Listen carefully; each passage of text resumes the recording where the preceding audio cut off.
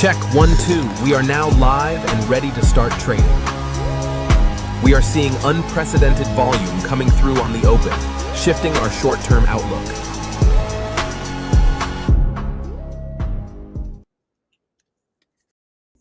Hey, good morning, everybody. Blue sky, blue sky. Let's go, guys. Good morning to everybody on YouTube this morning. How you doing? So yesterday I had a meeting that popped up, guys. I had to be in. Sorry. You know, it's part of it. Got to do what you got to do. But let's get in here today and make it up. Who wants to make some money today? So right now, guys, we're kind of got 10 minutes, but the market's already pushing before the open, which is nice. As you can see on your chart over here, I've got a temporary box kind of drawn right here. We got to break this, okay? We had to come off of this one and go long here at we have 46 long. And we wanted to get 46 to 80, which is perfect. We've already done that. So now we're looking to see what we're going to get as far as these highs. I don't know why this is sitting here, but well, I think we'll keep it there. So basically, guys, we're probably going to come up to these highs up in here today. We don't really know yet. We are going to get rid of some of this clutter up here because we don't really need this clutter on our charts this morning. Not these three reds, not just yet. When we start getting into the other areas of what I'm looking for, this will be what we're looking for this morning. I'm going to get rid of some of these blue lines on here also, just a few of them, because I don't like having stuff on the chart that, you know, that's not something I need right now. I'll keep these two up here just for reference in case we need to drag a line somewhere, and we can always use them, right? So, okay, let's go back and look over here. See the chart we drawn, guys? Look at this. Look at all this. We came to red, boom, dropped. We almost came to yellow, boom, went long. Pretty easy, right? So now we're looking for, we're going to move this box. We're just going to move this box across because I really want to capture this right here. This is something I really want to kind of capture. We're going to put these down here just in case we need these today. You know how I like to look at stuff, guys. This is where the bulls are going to be wanting to go long all day anyway, right here. I can tell you that already. We don't know where the bulls want to be just yet, and we don't know where the bears want to be just yet, but we will be. So all the rest of the stuff we don't have to worry about. This temp box up here that we have, we can take this temp box, guys. We can run this temp box here now because we know that this is where all the stupid stuff happened. Okay, it was right in this area right here. This is where all your stupid crap happened. For, you know, people losing money, pullbacks, and all this kind of stuff. It was right in this area, right there. So we know that that's already, that's going to be part of our day, okay? So we'll take that, and we'll pull it over here, guys, and we'll just wait, okay? Because now we got to get this to go back up there anyway. So I want to go, let's wait, get wide so you guys can see it. Okay, there we go. So now, kind of got some temp boxes in place this morning. We're kind of looking for where the bulls want to be, where the bears want to be, who wants to do what this morning. So we kind of know that, you know, we're seeing the bulls step in here. And there's a reason why, because it's already hit a big target that it failed to reach. We hit 361, guys, but the problem is you never got the 230. That was the original target for the bears was 230, not 361. So they got rejected at 361 and hammered back where we're at now. So yes, we could go back to 230. I don't kind of see it happening just yet. But remember, just because you're seeing a pullback long here, guys, look at this market. Okay, you got your 1, 2, then you kind of got the 3 right here. Then this is kind of 4. So we could see one more big dip. We could come back up here and dip again, or we could see this thing finally do a little dip, turn, and go straight long back into where we want to go. So it's either going to be a big, massive fall, dipping way down today, or we're going to try to repeat and get some gains back off of this. That's exactly what I think is going to happen with this NASDAQ chart today. Now we're getting into areas where I already wanted to be long because we should have been long about 40 points below this. But right now, guys, what we're looking for now is the 80. We're looking for 80 long, guys, at the open. If we can get 80 to go long at the open, we got it made, okay? So just think about the 80, guys. Now, we know 80, right? Okay, that's retail. So 95 also is a monster level. 95, I think it's going to be a little different on the side though of this, because I know that they're thinking 95 for the bear or for the bulls to kind of start killing these bears. But really, in theory, you could do 95 to 25 and just really kill this shit. So we're going to be kind of looking at 80. Now, if it doesn't get to 80 at the open, what we're going to do is wait for it to pull back. The biggest pullback we could get, guys, if we can get these bears to come down and then go back long, okay, the 46, 446, guys. 446 is a beautiful bounce, okay, if the bears take it back. If they don't break the 446, we're going to be going long there, guys. We are. 446 long, we're going to take it and run it. Or we'll take 446 short and kill the bulls. So as you can see, she's going to try to come back to 446 already. See, they're going to try to, I think they'll try to push it like down there, because they already know that's a big area. That's a big area that bears would like to keep if they can, because that's kind of the start point. I think now that's kind of the starting point for bears to start getting back in this market, is that 46. And I think that's just a way to push it down there and keep it, because you can get 46 to 32 down to 18, and it's a good trade down through there. So we know that the 46 short could work out this morning at the open. If not, we're going to rebound, guys. So we'll wait and see what she does. But right now it's showing a straight pullback, right? There is another short in this also. 46 is the 62 short. I mean, 62 is another short, but it just depends what these bears do this morning. We hope the bears stick with this and bring it way down this morning, and we don't have to worry about all the bullshit. But if not, guys, it's going to probably turn and get choppy. It might run straight up for a minute and then just all of a sudden quit and start doing this. So either way, we'd like to take our money as soon as possible this morning, just in case they start whipsawing us back and forth and being all stupid, right? So that's what we're looking for, guys. So 46, long and short, 62, long and short, and 95, long and short. That's my three targets, guys. That's my three levels I'm going to trade on this morning. My big level, I think if we can get up here to the bigger levels, guys, once we do break that 480, if we can break the 480, guys, I think around the 480 up to 95, I think that's where the bulls really, really want to be. I think the bulls want to be at 480. I really do. See, I think if you really think about it, I think the bulls we want to be like in this area right here. Somewhere like right in here, right? It's almost where they're at. Well, not there. It's 80. So it has to come to 80. But I think the bulls would it's not a full market though, guys. So I'm going to remove this because it's not a full market take back, right? We know it's not a full market take back just yet, because you've got a long way to go to get this market back from these bears. All right. So we're opening, guys, and there it is. She's taking off. So we're going to just go up here and capture this up here around the 500. Okay. Right there. 500. 509, 500. You can also get in, guys, at 513, 510, 510, 510. 510 is a good trade. 5.25 is going to be a good trade. Now we can wait if she pulls back. I'm just going to get like a grand and wait. Let's go wait for her to pull back. I'm hoping she comes all the way back down. But if not, guys, you got 510, 525, 530 is another good trade for entry. 530 and 540 are both good trades up there. 5.25.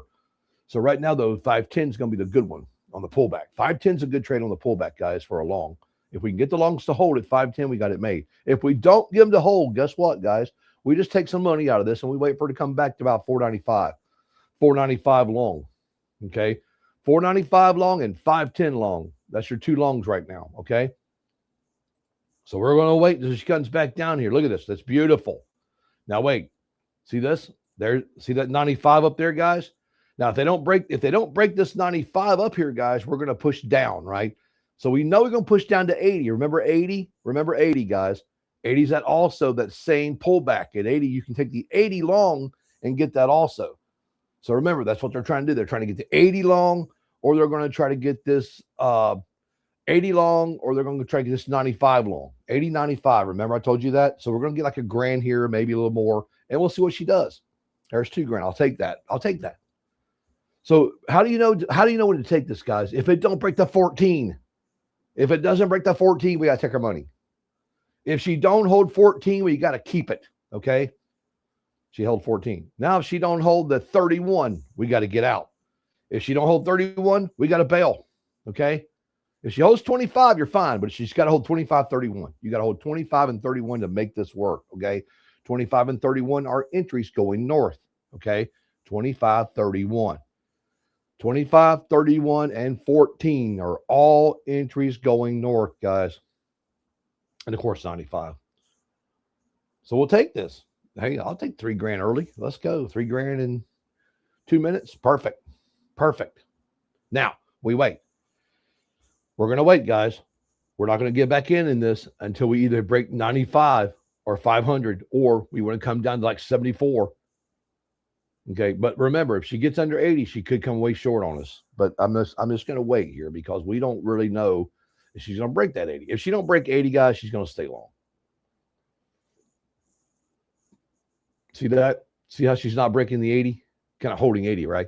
So we know down here, 74 and 80, we can get trades at, guys. You can take trades at longs at 74 and 80, like I said, 74, 80 long. Now, you can take your money out of this because you got a long way to go, right? You got to get back to 95 to hold this. If you can't hold the 95, guys, she will not come back. Well, she won't hold this. If you can get 95, if you're trading 74 and 80, you want target of 95. Okay, target of 95 and 97. If you can break that 97, this thing's going to fly. Okay, if you can't, take the $2,000, guys. Take your money and run. It's not financial advice. It's just what I'm doing, guys. I am taking these profits. I'm not going to hold this. I'm not. Until we get the big move, then we're going to hold, right? Because we are going to hold the crap out of this once we get the big move. Now, we know the bears can go short down here. See, the bears want to get short, guys. The bears want to short at 62, and we know this. So we're going to keep going long until she gets to 62, because if they get to 62, I think the bears will short the crap out of this. So, but I mean, they only might get 30 points, but they're still going to try to short it against the bulls. I know they are. So we'll wait. We'll just wait, guys. Good money. Good money. Good morning. Hope you're doing well. Hope you're doing well, guys. Easy trade. Let's go. We don't mind taking $1,000 or $2,000 twice, 3 times in the morning in the first 4 minutes. It's fine. We're just looking for this 74.80 to go long here. Now, remember, I told you guys about this 62. See how they're getting down here at it? Look at this. Now watch this. See that? See that 62 short? What did I tell you? Now the next short's going to be 46 right here. 46 low, guys. She has to break the 46 to make a move here. We do want the 46 short, guys. And the 32 short. 32 and 46 are good shorts to be in this morning if you can manage to hold these for some profits. 46, 32 short. Okay? Because if you can get the 32 short to come through, you're going to be sitting down in the teens. We'd like to see her sitting in the teens this morning. It's what we'd like to see. But, you know, hey, sometimes we don't always get what we want. But there goes the teens. Let's go, boys. So we got 32 short down to 15 short. Now you're looking for about 10 short down to 399. 10 goes to 399, guys. 10 to 399. That's the target. 10 to 399. If you can hold the 399 and the 10, you will wind up at 85. Okay. So 85 is a big target down there. So that's kind of cool. 85 is a nice big fat target for the bears.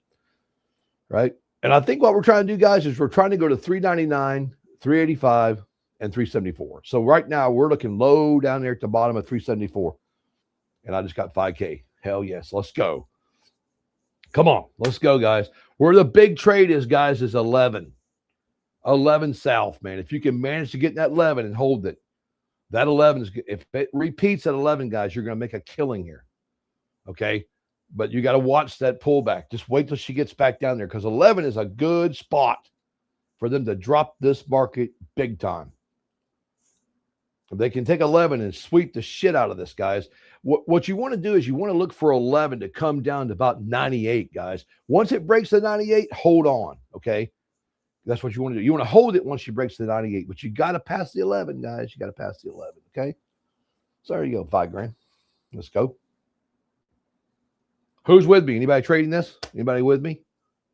Anybody doing it this morning? Let's go. We've already got $2 grand once and $1 grand twice. 3 grand plus 5, 8 grand, guys. Let's go. 8K on the day. 8K, 6 minutes. Let's roll. Now, if we go back long, guys, what's going to happen if this thing reverses? We're going to wait if it reverses, guys. We're not going to get stupid here. I think we're going to wait till this thing breaks the 26 up there. I mean, I really like these shorts in here. I really do, guys. Take your profits if you can. But remember, I think if we can get the trade somewhere around 75 and 62 low, maybe even the 46 low. The 46 the 46 seems like to be the bread and butter right now this morning, guys. If you can hold 46 short, I think that's where the bears really want to go short, okay? The bulls are going to fade back on that. I'm just going to mark this and show you guys. I'll wait for it to get the money before I get in, okay? So if we get 46 to hold this morning, I think the 46 will make us money. I really do. If it makes 1,600, that's fine, 17, because we've already made good money this morning anyway. So, guys, look, if you can get into 46 short or the 32 short and make your profits on the day, you're fine. Those are my two levels. They're not really big levels, but there's something I've been looking at this morning and watching these bears and bulls before the market, like at 9 o'clock this morning. And every time it seems like 46, the bears just had something going there. Like they really, really wanted to see the 46 short. Comcast business. So now, guys, we're coming off the 46 and we're going straight down to the 400. Let's go. So, guys, there you go. There's your 5 grand trade twice. Who's with me? Let's go. 5 grand twice. Good deal.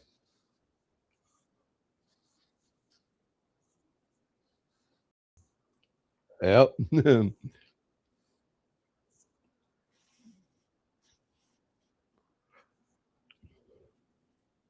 Good deal. Good deal, guys. Yep.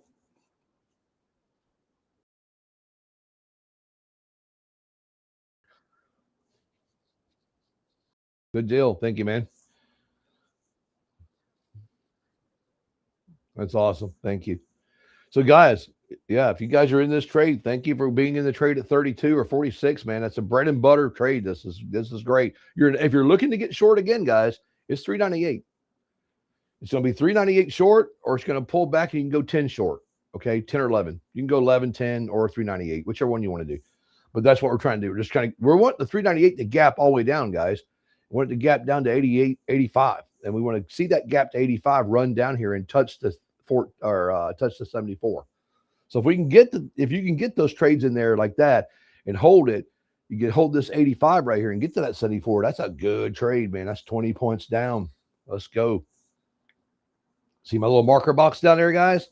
We want to break through this box. Because once you break through that box, shit's fixing to hit the fan, guys. What are we trying to do as a bear? We know where we want to be. Remember I told you about 361? That's exactly where we're trying to get to, guys. 361 is that big-ass target these bears want, and they can't seem to break it. They're getting close, but they're not getting it down to it, but they're going to try. And that's what we want. We want to see them try to get that shit down there, right? We want to see them go. Now, pullback trades. Pullback trades are going to be the 408, 410, and the 420. So if you're looking at 420, that's a short. 420 is another short where the bears can kill you. Kill them bulls. And the 32 again, same way. 2032 now. 2032 short. Now look at that. If you just went 20 short, you got down to 11 just like that. Bam. Look at that. Look at that 20 short. Look at that. You just murdered that 20 short. How you like that call, guys? That's great right there, guys. We are having a problem at the 95, and I know why, because that's where the bears let the marker at 2 o'clock yesterday. And I think that's what it was. But it's all right. We don't care. The bulls are trying to use it against them. So now you got 85 short guys down to 74. And then 74 goes down to 65. And 65 will hit that 61 on the nose. Now watch out, guys.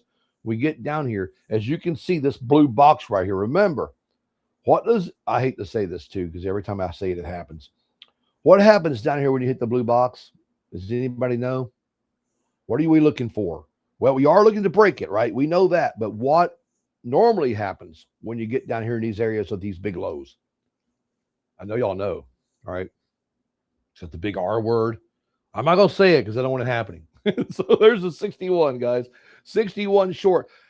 Now, guys, if you take the 61 short, you're looking for the targets of all the way down here to 29, guys. 29 is what we're looking for off 61. Come on, let's go, boys. 20, you can be anywhere on this one. 29, 61. You can jump in and just go because it's really gonna try to trail down through here. Come on, guys. I think if the Bears can manage, guys, to hold this 61 to 40, I think 40 will be the next short down. That's awesome. That is so awesome for a great trade today. Come on, boys. Let's go. There it is. There's your 40 down right there. There's that 40 I'm looking for right there. Next trip down is 29.30. And we're going to try to get the 29.30 down here too, I would imagine. Well, we want that 29.30, and I hope they go 29.30 all the way to 16. So 29 and 30 and 16 now are your targets, guys. 29, 30, 16. And so we know that 29's right there, right? Well, I don't want to do that. We know that 16 is right there. Okay. Just going to put them on there for you. I'm done. What a day, man. This is crazy. Yeah, we ain't been trading but not even 15 minutes yet, man. We've already made a killing on this today. 7, let's see, 17, 8, 9, 21, 2, 3, 4. Yep, we're about 24, 20, yeah, about 24K on the day. Let's go. Let's go. 16 low. I want to see it go to 16. Where's that big pullback, guys? You really got to watch this because this will go back to 61, okay? So if you know where this, you know if it pulls back, it's going to be drastic. 61 is that big bull target. So you know it's going to head there. They can keep it short there also. Now, don't get me wrong. It can still stay short, and this is going to stay short, guys. There's going to be pullbacks, but this is staying short, okay? This is more likely going to stay short for a few more minutes at least before they do any pullbacks or try to get crazy. But right now, we're looking really solid. And right now, we want the 27 short. 27 short will murder this thing. And I think it will. I really think 27 short will absolutely murder it again. And I really think what they'll do if they take the 27 short, I know where I'd be if I was a bear. I'd be looking for 2. I'd be going to 27 to 302, man. Straight to it. I'd make it Christmas in July. You know what I mean? Let's go. Who wants Christmas in July? We are doing it, guys.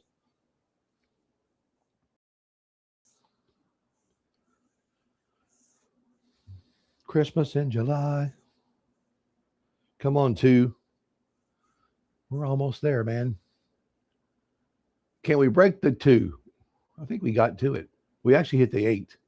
Come on, go. Come on. Let's go, Bears. Come on. Come on, Bears. Get down to 2. We want 2 down to 95, guys. We want the 27 to like 302. Then we'll get to 295, 274 area. Remember the big old green, this big old yellow box down here on your screen, guys. Remember this big yellow box. Where's that other box? Oh, that is our box. Oh, shoot. That is our big box. I was like, okay, wait a minute. The reversals might happen at the yellow box. Just remember that. See that big yellow right here? Somewhere in here, guys, we might see that reversal. Make sure we got this right. Yeah, we got it right. But wait a minute. Look at this down here, guys. Look at this. There's what I'm missing right here. What is that? 86.91. We want this over here, guys. There. That's what I'm looking for, is this one. Because I thought the yellow was it, but it's not. It's down here. Let me go right here, guys, and see if I can put this back over here. Okay, there. That's what I want to see. I want to see that big one down there because that's our target down here. There. Okay. This is probably just, it's not a temp, but still. We're going to utilize it. So right now, guys, we're trying to slow down a little bit, but we're still getting under the 26. 26.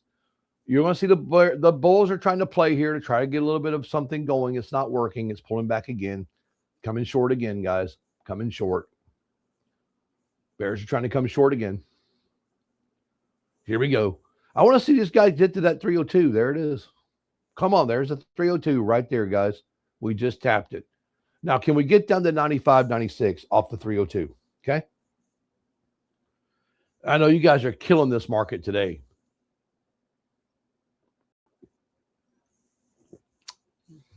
Killing it. Now, what we're going to be looking for in a minute, guys, is that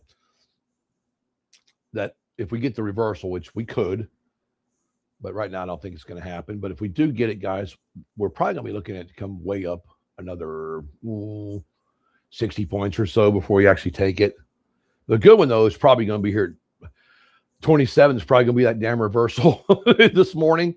I bet you that they use 30 as a reversal this morning, guys. I bet you the bulls wait till he comes back to 30 at 3:30. I bet they go long at 3:30 this morning. This mark me on that, guys. I'm not saying it's going to happen, but let's just say that it could happen at 30, okay? Unless we get these low moves. We really want to get these low moves. Come on, 298. Let's go. 298, 296. There we go. There's my 74. Come on, let's go. It's almost there. It's 82.74. Let's go. Come on, 74. Come on, boys. 74 down to 62. And 62 down to 60. Look at this, guys. Look at this trade. Holy crap. Your next, right now, guys, as long as you push that 71 short, and as long as you get to the 64 short down here, if you get 64 short, she's going to come apart again at 64, guys. 64 short might run this straight down again. So just watch 64 now. 64 is the target to go in low again for another big move. I hope you guys are enjoying this room this morning. Hope you guys are seeing this, and I hope you guys are understanding it, and I hope you guys are in the trade with me. How many people are in this big ass short with me? Because if you are, man, you're making good money this morning.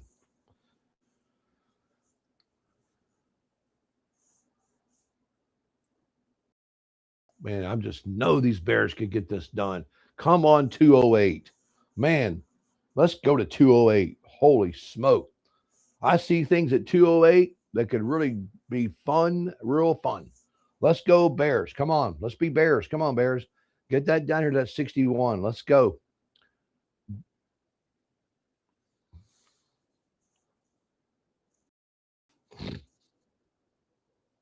It's awesome. Yeah. Good deal. So you guys, man, when you're going down with me, let's go. We're going to get to 61 short down here also, because there's two shorts down here that these bears want. And they're not mandatory levels I usually use, but 74 and 61, or excuse me, 74, 64. Those are the two pullback shorts right now, 74 and 64. But guys, if you manage to get this trade and you manage to pad your account this morning, hey, I'll be back on Monday. Have a good weekend, right? Keep that trade. Don't trade tomorrow. Wait till come back Monday. Pad that account again, right? Work on that account, guys. And look what we got going on here. Like I said, 30.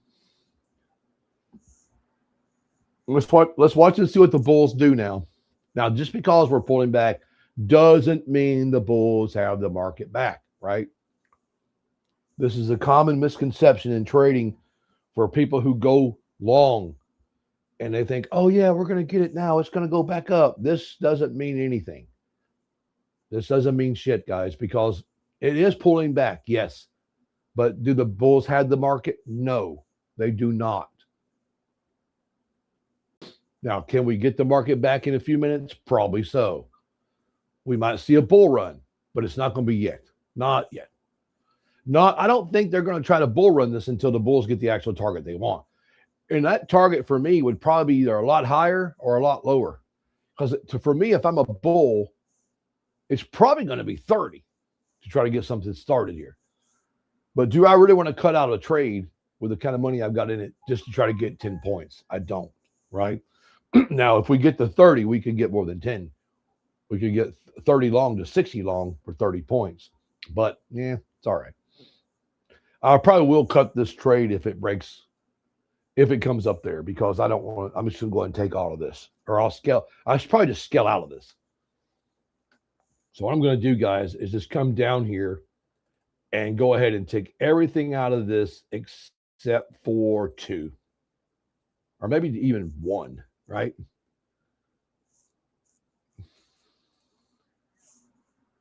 There, I scaled out completely. Why am I scaling out? Because of that 30 right there. That's why. Because 30 can get really dumb, guys. 30 can be a place where these bears can get killed by these bulls all the way to 60. So if you're looking for a trade and you didn't get the short with me, 30 is a good place to be long.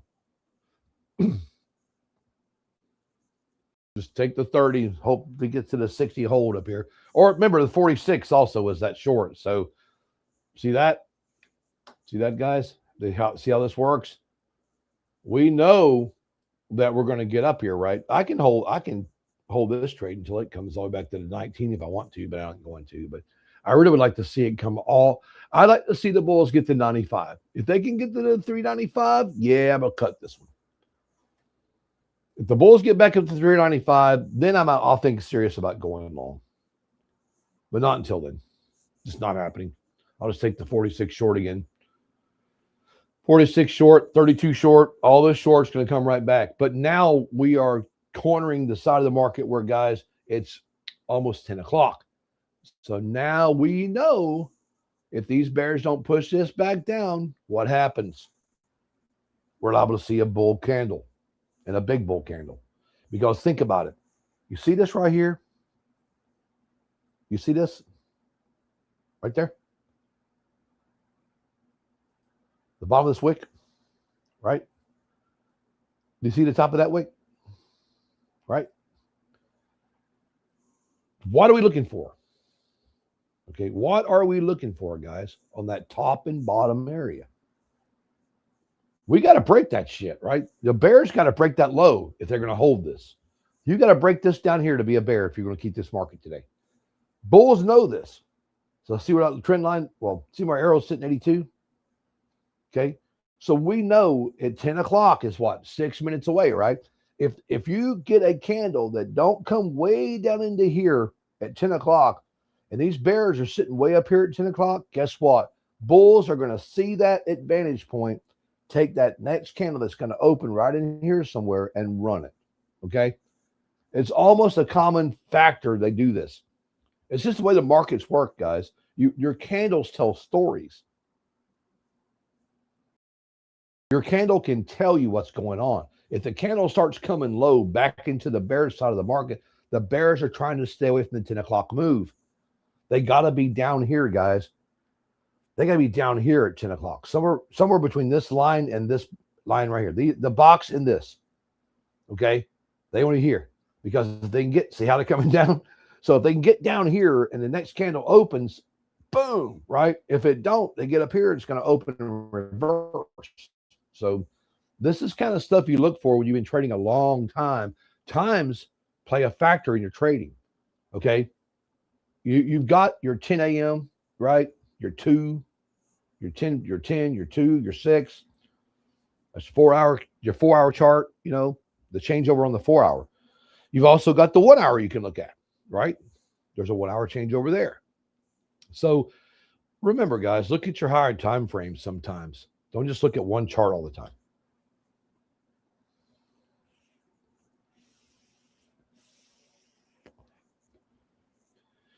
Well, let's see what we got here. Are we coming back down, guys?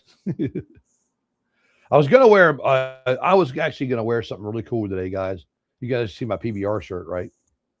I was really going to wear something cool online, but I can't wear my headset. Check it out. Look, let me take it off and show you guys.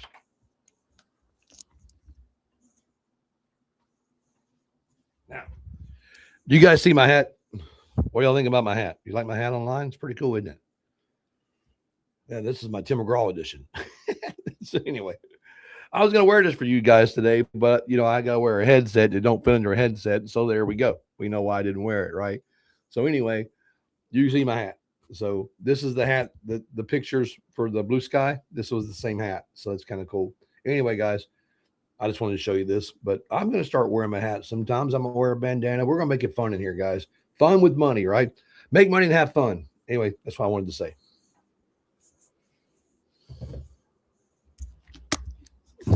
All right, you guys commenting on that? I hope so. Hope you like my hat. If you don't, it's okay. I don't get offended. All right, guys. What's happening? 3 minutes. 3 minutes to 10 o'clock. We're going to hold this till 10 at least, guys. We're just going to hold this short. We've already made killer money in it. So, Nick, did you like the hat? That's pretty funny.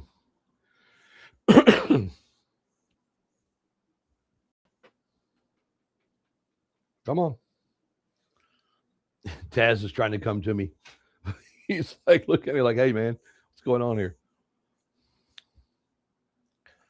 All right, guys. So we're trying to get that 327 short again, right? 32.27 short. Now we know that this is probably going to pull back anyway, but you can still try to get, if you're going to get the short, guys, it's going to be 27 or maybe 16. So we can't clear these shorts until we get, I think the next short down, the big one's going to be 95. If you get 295 to hold, guys, 295 should short, or 295 will bounce back. So you can take the 295 long back to like 320, right? Or you can take the 320 short back down. So, but I really think the 20 would be great. Now it's going to be 27. So yeah, 95 to 27 is perfect, guys, on that long. And then 27 short goes back down. So it's 27, 95. Excuse me. So you got 27 here. See 27? Remember what I told you guys? We're at 2 minutes, guys. 2 minutes to 10 o'clock. And we're not in a good area for the bears. We're not. This is a long area right here. 30 is a long, man. If 30 holds, these bears are going to get smoked right here. If 30 holds, the bears will get smoked for a big pullback. And we know it. And I should have went long right there because I can make money on the 30 all day long.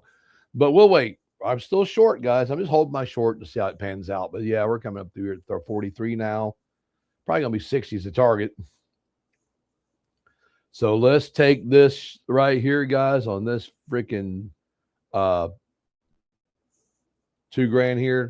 We're just going to wait until 10 o'clock. We're going to probably close this extra trade here, shut this big trade down, take all the profits we want out of it, and boom, and look to see if we're going to get that big, massive pullback long. And I really think it's possible we can get it. And I really think if we can get the big pullback long, guys, if we can't get the 30, we can get the 395. We can smoke this at 395. We got to watch for 30 to break 60, though. If we break 60, we could just keep trailing up through 60, but it just depends on what they do. They're still waiting. Still got plenty of time here. We got about a minute before 10 o'clock hits. Oh, there's 10 o'clock right there. So here we go, guys. What's the 10 o'clock candle going to do? Oh, coming down. But the problem with the 10 o'clock candle is it's a reversal. It's going to reverse, guys, more than likely. So where's the big trade that we're looking for? Okay. It ain't here. I can tell you that.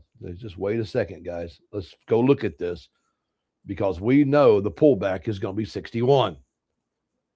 Down here, 61.74, guys. 61.74. 61.74, and the next pullback is 84. 61.74 and 84. Okay? 61.74, 84.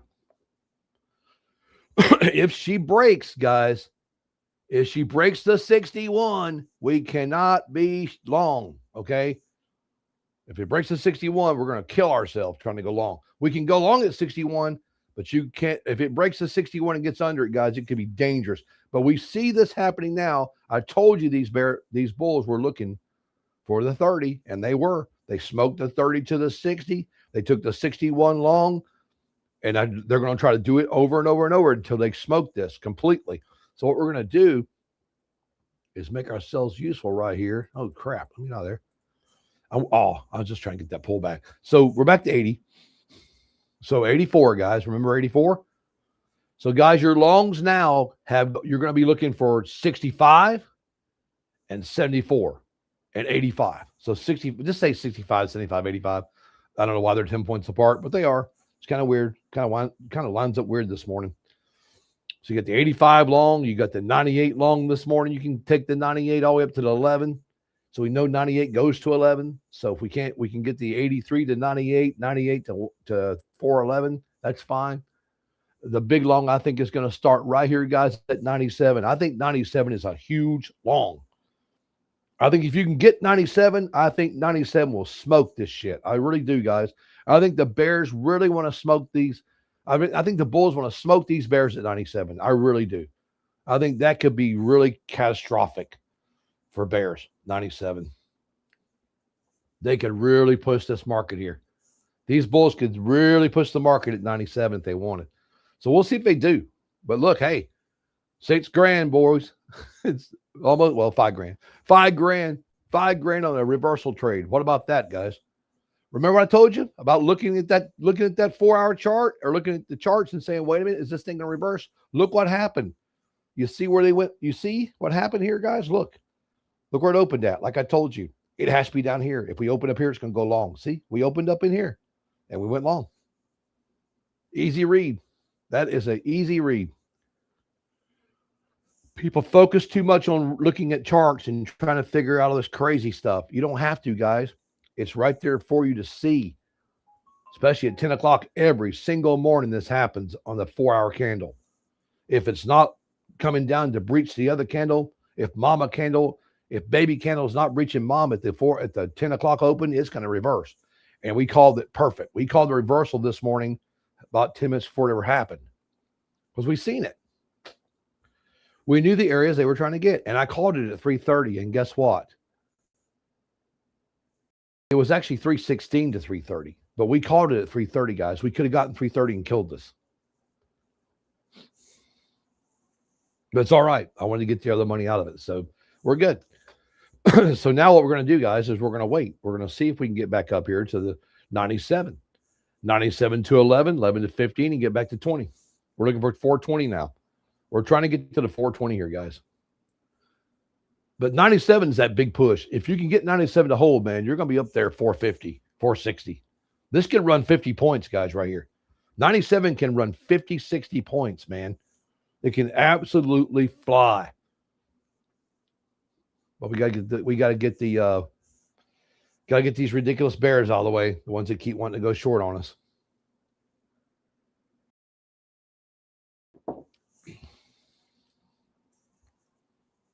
Come on, boys, push it. Let's go.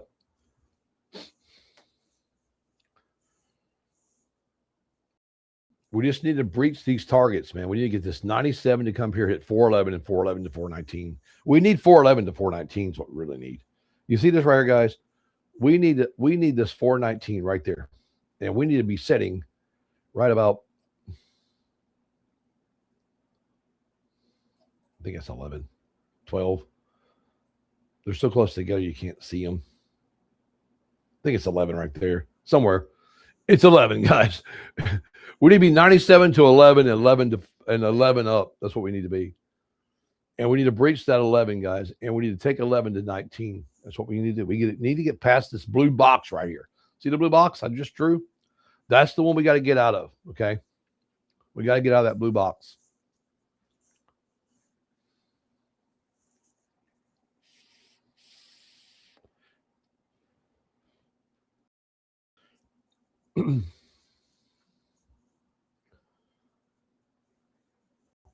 Come on, let's go. Blue box. Let's roll.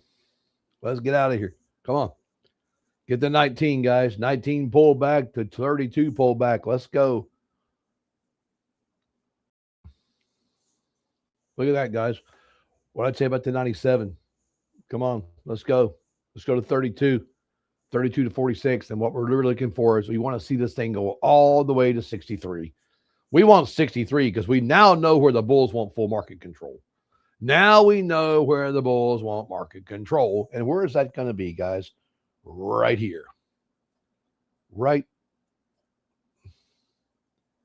here. Right there. Ta-da. 480. So that's where we're trying to get to is 480. But we got to get to that 62 up there, 63. 63 is that push, guys, that we want. We want to see this 430 all the way to 63. 63 is going to kind of stop for a minute. That's stupid. Bulls are going to break 63, get the 80, and done, gone. How you like this, guys? I hope you're in this long. Anybody give me some feedback? Are you in the long now with me? Anybody catch these longs with me? You've already got some big shorts this morning, and now you got this long. We already did about 26K going south, and now we're up 10K going north, guys.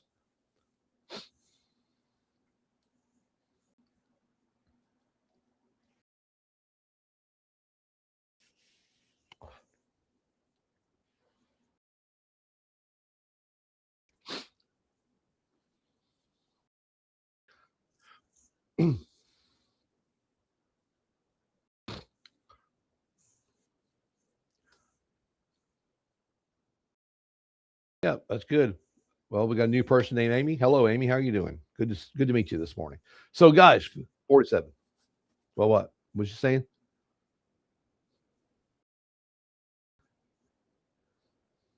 I don't know. We'll see. Okay, guys. So we got a new person. I think it's Ani Annie. Nick don't know how to pronounce it, I guess. But anyway, I don't know the name. But anyway, the new person just said hi to you too. Good morning, and let us know what your name really is, so I'll know what to call you. Right? 80, guys. Let's go. Look at the 80. See, guys. See that 63? See the 63 I told you about? Now, what's the 80 marker? This is where the bulls want the big boys to take this shit over, guys, and push it. Right there. Now, we can see a pop here. If we see the pop at 80, guys, you'll probably see 96. I would see. That's what I'm thinking, because if I'm a bull, I'm going, well, let's see. I got my 80 takeover, so that means I can go 96 to the other side of this, and then maybe I can just cross the 96 into the 500s, and that would be perfect. What a beautiful morning, man. We are smoking this market today. Well, guys, another good week. Another good week. Every day this week, guys. Well, I missed yesterday, but for Monday, Tuesday, and Thursday, 3 days this week, we've been 30K or more. So 3 days again this week. We've done it now for 3 weeks straight. This might be our fourth week, but anyway, third or fourth week, it don't matter. We've been green every day since I came back on live, and we've been over 30K a day every day we've been in here with you guys. We have put on the chart 30,000 or more every single day in trades.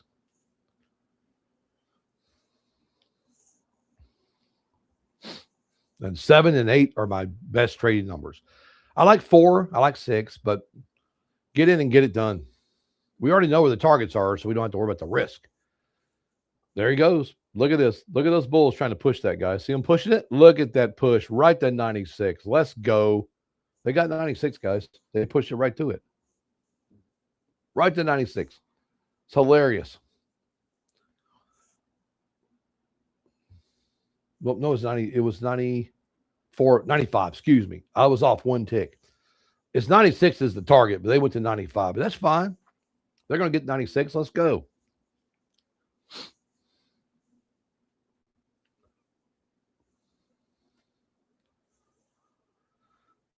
Now, see, the bulls have this thing now where it's like, okay, we got the market, right? Now we got to hold the market, because what happens now, the next 15-minute candle will structure this market. And what I mean by that is because the next 15-minute candle falls in to the 4-hour candle and the new candle. So you'll be looking to see, wait a minute, the bears could actually get the market back with the next candle, because if the bulls can't push it to make some distance, the bears could step in. And we know this, guys. This is something we look at, or something I look at personally. So I look at all kinds of different factors.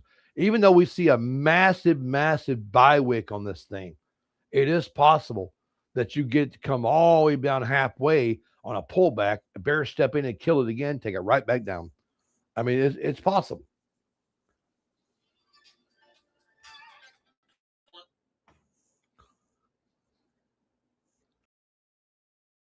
Right now, guys, all we are looking for is to get in this, is to try to hold.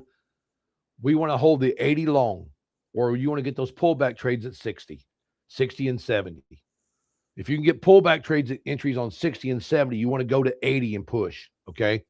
60, 70, 80. See the 70 right there?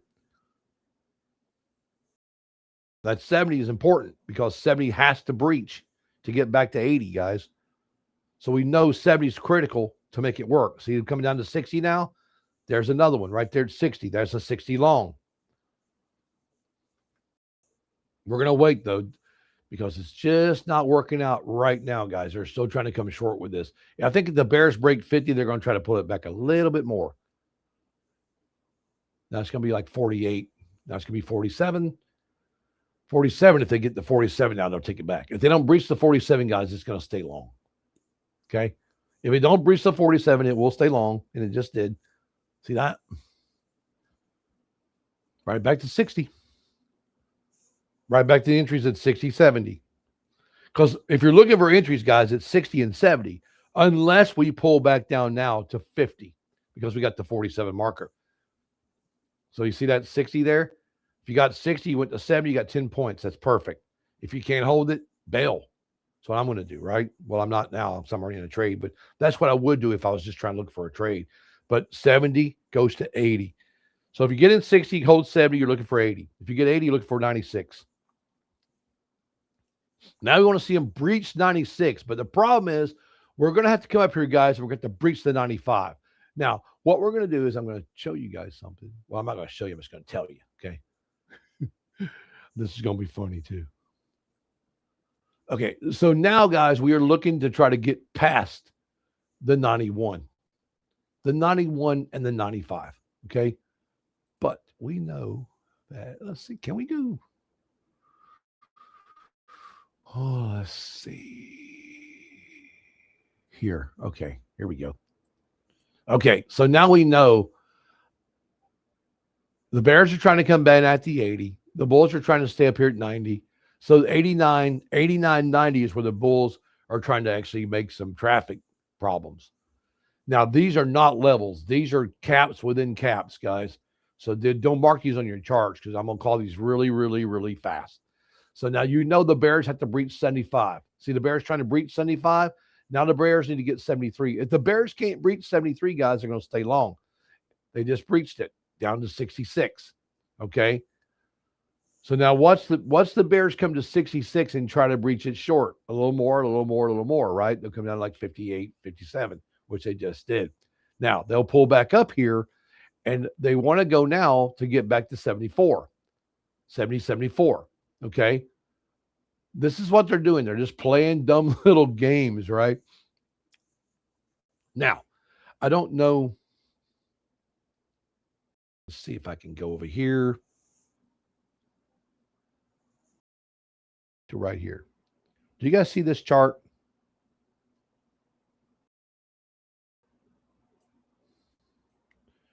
Do you guys see this? Do you guys see this chart, right? Okay. So I'm not going to show you all my chart because I haven't finished it yet. This is my cap level chart. Cap level chart, guys. Now watch these cap levels, okay? So right here, guys, you can see, where's that? Where is my, well, wait a minute. That's kind of weird because I can't see on the screen either. Hang on, guys. Let's see if it come over here. I'm looking to see where it came into. Oh, it's not over there. Maybe it's up here. No, it's not there either. Oh, come on. Anyway, here's what we're going to do. Look, see my line right here. If the bears break that line, that's their cap level right here, guys. That's your cap. So until the bears break that cap, it's going to stay long. You see that 58 long? Now, what are you looking for? You're looking for an entry trade right here, right? We're here at 89. 89 is the breach. 89 is the breach, guys. 89. So we know if you got 89, right? Let's see. Let's look at this, guys. We got 88. Okay, so 88 and 59. Let's say 89 and 59. So that's 30 points. What's 15 points from the 59? 69, 71, 2, 3, 74, right? So 74 is the midline on this. See it break it and go? Now you want them to break the 94 and go, right? You've got to be 94. Once we break that 94, 95, you'll see these bulls push this market again, right? Watch the caps. Boom. See that? Now, once we break this up here, guys, once we break that 501, we're going to cap and go again. Now, remember, the bulls start trying to push you at 79 low, right? So bears will try to push this 79 low down, guys, over here. They want to push it low on you. But if you don't break the 79, it's not going to go short, right? It's not. Not happening. Just because we break the 79 doesn't mean we're going short, because what happens is retail traders come in, they break the 79, they get scared because they pull back and they get out and they cause this to happen. See the 72? Now watch. See the 66? It's all right. See the 63? You see that, guys? Now it's 64. If you don't break 64, you can go long on this and take it right back. I can go long right here as long as I can get this target to come right back to 81. Because now you're looking for the 60, anything above 62 long, back to 81 long. And if you can hold 81 long, the bulls are going to try to push it back to 501 long, right? You guys ever seen anybody do this before? These are caps, guys. I'm developing the system for you to use. Market caps within the Rincos. And it's a setting you would never in a million years guess, because it's way up there. So anyway, guys, see that? And there's a few other factors I've already got put in here too. You got to have to make this work. But see, it will tell you 62 is that candle to go low. But this don't mean it's going to short, guys. It can go short at 62. But if you look over here, we're still long, right? So you know this is just a pullback, right? It's just a pullback. See the pullback? See the 62 pullback? Now, if you break 56, you're going to go deeper. So if you took the 62 short, right? Now you're 54 short, right? But the bulls want what? 75 long. So now you know the bulls are trying to get back at the 75 long. Okay, bears coming down to 52, right? Here comes these bears. See the bears pushing down? Fit 45. 40 now is the next short. 60 is the long. See 60? Watch 60. See here's 60 long right there. Now, can the bulls pass it over their cap level to make it work? No, they did not. They've got to break now the 66. How many of you guys like this? Let me know if you like this in the comments. Give me some feedback, guys. See that 66 long?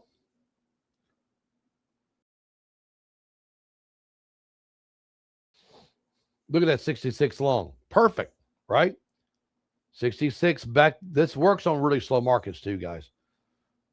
I like it for slow markets, not fast markets. But anyway, you've got the 89, 90 long now. That you go 89 and 90 long, you already got 60. You've already down here at the 62 long you're holding. Now you want it to break the 91 to keep holding this. As long as it breaks the 91, you keep holding it. If it pulls down here to 72, you get rid of it, right? That's the theory in this, guys. You went long as 62. If it pulls down to if you pulls down to like 72, you get out 10 points, right? Now, if it pulls down to 56, you're going to be under your entry. So you don't want to do that. You see how they're getting under the entry? Because they know. See how they come under the entry a little bit? Because they know you're going to close that trade.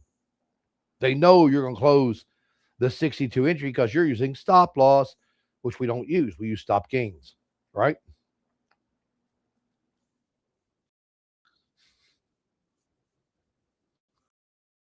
Sure.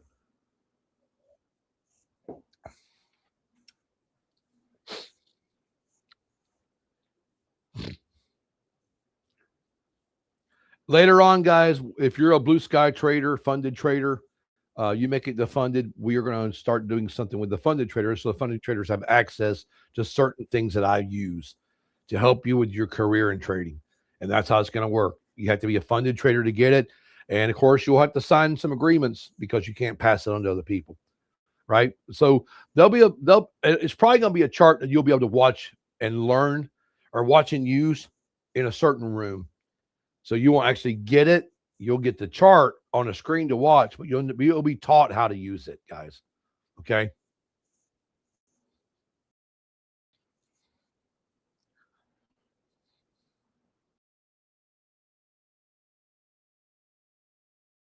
No, I'm not going to tell you that.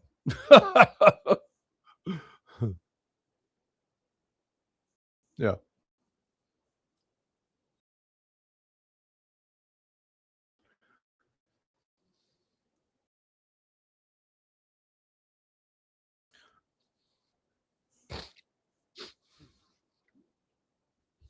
Yep.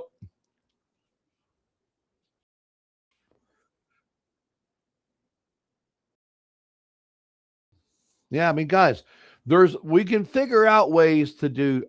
My trade already hit a stop a long time ago. So we can figure out different ways, guys, to do things in the markets.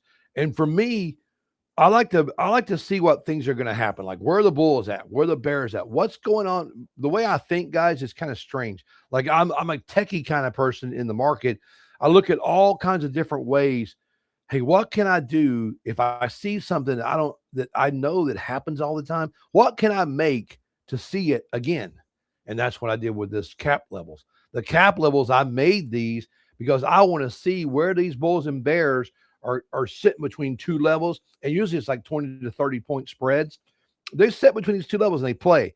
They play with our stops, they play with the markets, and they boom or boom, and we know now that once we figure out where they're doing that at on a slow market, like your overnight market, man, or let's say your Asian Open, the cap level chart is absolutely phenomenal on a slow market day.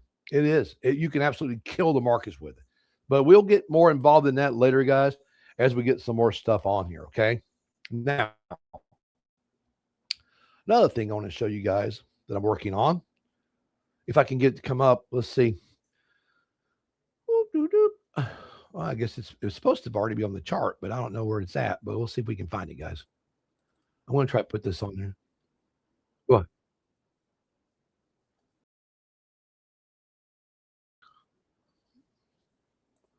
Why is he running late?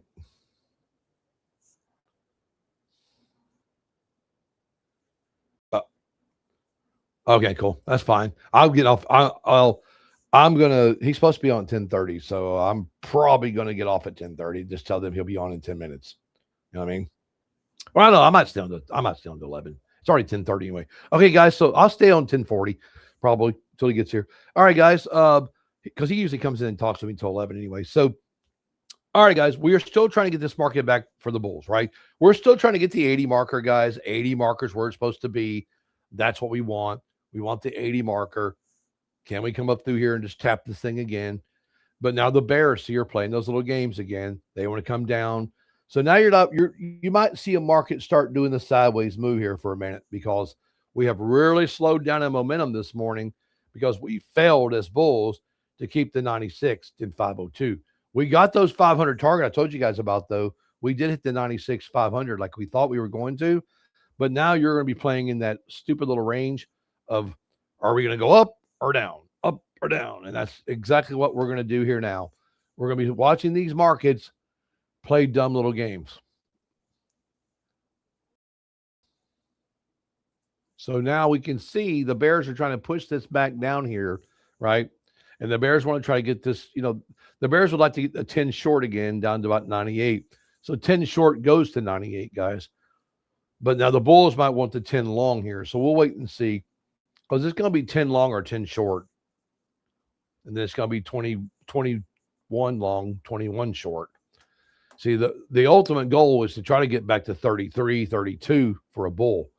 If we can get these guys to hold the 32 here as a bull, see right here, that 32 marker right there, guys, I'm going to show you with one contract. That 32 marker would be a divider, I think, between the up and the downside of this market.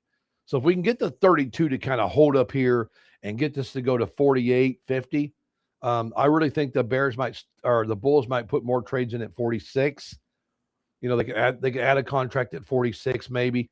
So now we can scale against these guys because we already made good money. Now we can start going long against the bears. So what I mean by that is we're going to wait for this to come down here to 11 or 13 or 20 and add contracts. Okay. Or we're going to add more contracts at 46. So right now, guys, if it comes back down, we're going to start adding contracts on the short side. If it goes back up, we're going to add a long at the 46. I'm going to add one contract at 46 long if it gets there. If it don't, I'm going to add a one contract at 18 or 20 when it comes back low. Okay. So let's watch and see. So you only got the 43, didn't get my 46. I'm not chancing that. It has to be right on 46 before I add. So if she pulls back, guys, we're going to be looking for 18 and 13 as add-on contracts. We'll add contracts. Now, you don't have to do this, guys. Be careful because this can be dangerous to your account. We're wanting to see if these bulls are going to do what we expect them to do. Come down and grab money and take it back. Because we're not seeing a bear flush. Not yet. See, there's my 46 entry right there. Now, I'm waiting to get up here, guys. I'm going to try to add more contracts at 75 and 80. Now I got to wait till 75 and 80 comes through. If I can get this pushed to 75, I'm going to add a contract at 75. Okay? Has to be 75, though. Can't be lower. Cannot be lower than 75. Right there. So I got it, but it went back down. But that's all right. It's not a big deal. Now, where am I getting out on this? Well, guess what? You're going to sweep this about 59.60. So 75. Now we're going to add another one at 80 when she comes up here. We're going to try to get 80 to sweep. We want 80 to take these guys to the cleaners. So we're going to try to jump 80 up here and take another contract. Right? We're just scaling in, guys. This is part of trading also. Learning how to scale in your trades to make money. If it comes back down here, guys, to like 60, I can cut it and just keep money. I'll make $500, but you'll keep it, right? See that? $500, just keep the 500. 60 is the cutoff. 60 is the cutoff, but guess what? You can go right back long at 69, 70. So you're good. You cut it off at 60, jump back in 70, you get 75 and 80. That's exactly what we're doing, guys. We're just manipulating the bears with the bulls. 80. See, I went long at 80 right there, guys. Now, I want 80 to hold. Look, I just made $1,000, right? So that's perfect. I can scale in and get $1,000, guys, easily. So now wait, we're going to wait now to see if we can break 80 to 96 and 500. We'll add a contract at 96. We're going to add another one at 500, guys. How do you like this, guys? Do you like me scaling in and showing you guys how this works on these pullbacks against these bears? When we see the market turning for the bull side, we know we can scale, guys. But you have to be able to see that turn. If you don't see the turn from bear to bull, it won't work. You'll get murdered. All right, 96, guys. We want to push this to 96. Or 95, excuse me. We'll take 96.25, though. I like 96.25 better than 96. But anyway, it's only a quarter off, but still. So now we want to see what this is going to do. Can we get this to move up, guys? Can we keep pushing over the 80? If it don't push the 80, guys, I can always take this at 60 and just take the money. It don't matter. Just take the $800. It's $800. Take it. All right. You can take it. You can take it at 60 or you can take it at 70. You can take 800 at 70 or you can take 400 at 60. It don't matter. We want to go back to 80 though, because we were looking for $2,000 here. And we're almost there. We're almost getting that $2,000. We're 1,800. So let's go. Let's go 80. Come on, push on up. But this is a good way to do this, guys, when you know you can get in little areas to make money. See how she's doing it, rinse and repeat every time. See, the bulls are trying to get these guys to go short. They want you to go short because they're going to take entries at 60 and 55. And they're going to come right back up through here and do the same thing to you all over again. They're going to sweep you again, take you right back up and take your money.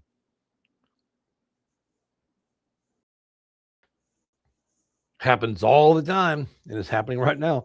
So now, guys, can we break the 80 to get back to the 96? We got to push this. We got to get 60 entries. You know, we got to get a 75 add-on, an 80 add-on, and go to 96 target, right? Or comes back down, guys. We can always get 46 add-ons and 54 add-ons.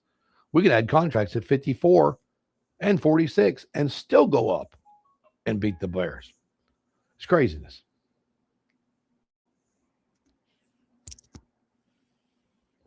Watch. Watch this, guys. Watch. Add 46. This is hilarious. Now the Bears are trying to come down here. The Bears want to get to 33 for some dumb reason. I don't know why. But they like playing their games. But we added a 46 target anyway. Right? Now remember, when you add contracts, what happens, guys? When you add contracts down here, that makes this move, that makes your entry follow you south. So, if you're losing money in an entry, let's say we're losing some money, right? We can always take a contract short or long down here, way underneath the target, right? And when it comes down there and goes back up, we're going to make our money back anyway, right? So if I go down here at 35 long and I'm down $1,000, guess what? It's going to go back to my entry. I can break even because I know this is still a bull move. See, we're not down, right? We're not going to lose the money. We know she's coming right back to our entries. We know she is, because you've got to be under, the Bears got to be under 32 to make a statement. 46 and 32. If they don't get those two targets, guys, it's not going to happen. So now we just keep adding contracts. So now we're going to go 80 and add another. We're going to sweep these guys sooner or later. And we're playing the same sweep the Bulls are playing. The Bulls want to get as many contracts as they possibly can. Let these guys pretend they're going to go short and absolutely wreck them. They're going to wreck these guys. That's the plan. They want to wreck the shorts. There's another long. Now we're 6 deep in this, right? 80 long, 6 deep. You guys like scaling? Let me know if you like scaling. Anybody like it? Let me know so he can tell me. Okay, so how many people we got in the room right now, Nick? How many people's in here? Who would like a free 50K today? Who would like a free 50K? Anybody?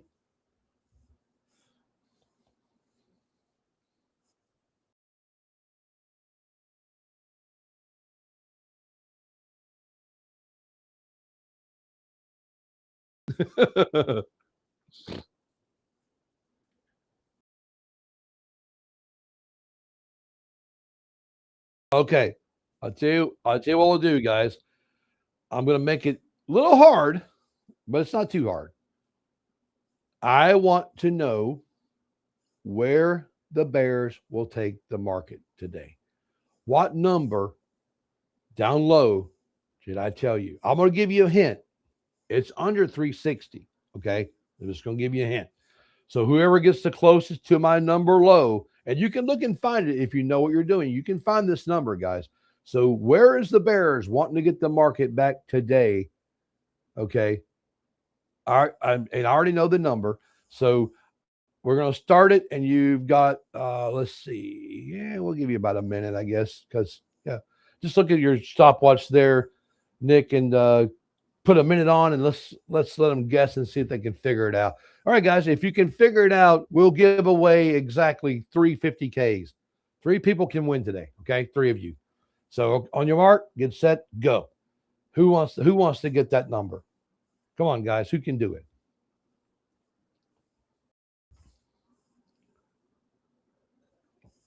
As we try to break 80 and go up north here, guys.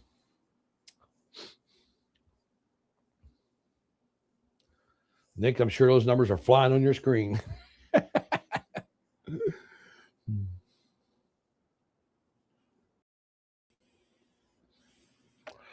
We'll just call some of them out, and I'll let you know if they won.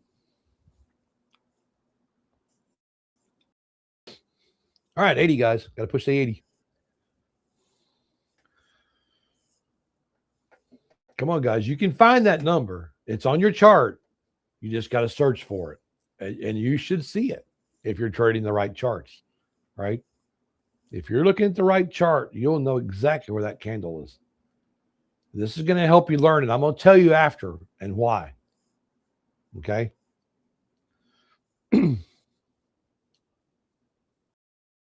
Okay. So what's the numbers? Ta-da. Well, I'll tell you what. I'll give you the number, and you find out if you have it, okay? Your mic is killing me. So The number that you got, guys, is going to be 315.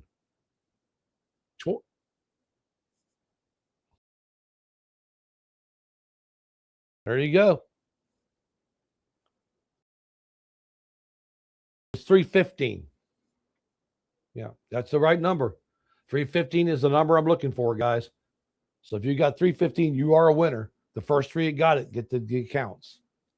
So if you get the accounts, let Nick know, to let Justin know that you've won. Justin, make sure you copy their email, get their information, whatever you need, give it to Justin so he can give their accounts to them, okay? Did we have 3 winners?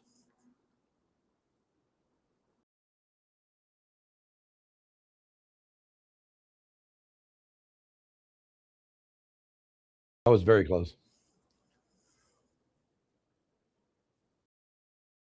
Yep.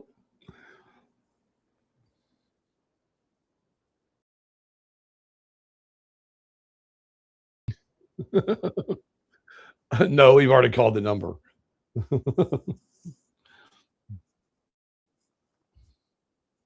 No, slick though. Good try.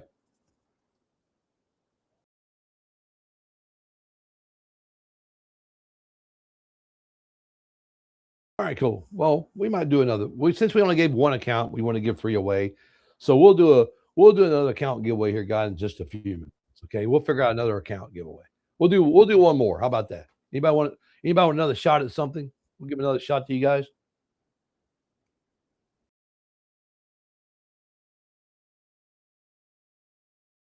Nick, your mic is all over the place again.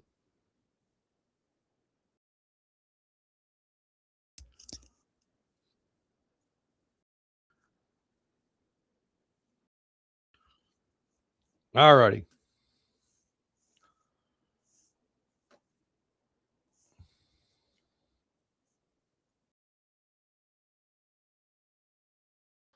No, it's not close enough there.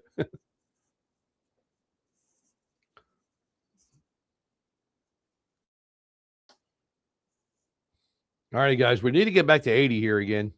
And the Bears and Bulls are just fighting now to play with this. They really aren't making much of a stride here to do anything. It's just games being played here. Just games in the last 20 minutes. I want to see if we can get these guys to stay long here at the 61. If they don't, guys, they're probably going to go long at 55, 54 down here. So see how we played that out perfect, guys. Now what they're going to do, the Bulls will wait. They're going to they'll try to come long again down here somewhere. And it's pretty much going to try to either hit 61 long here, like right in here. Let's see if I can find it here. You got 55 long right there. So you got the 55 long, the 60 long. You know, if it doesn't work, guys, they're probably going to come to 46 and try to short it. But if it don't break 46, there's another long at 46 also.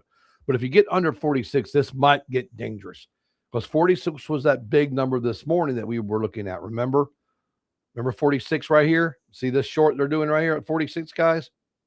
That was that number this morning that we said could be dangerous. But if they come back to it, they'll try to stay long there. But you can get 46 short, guys, to 32 short.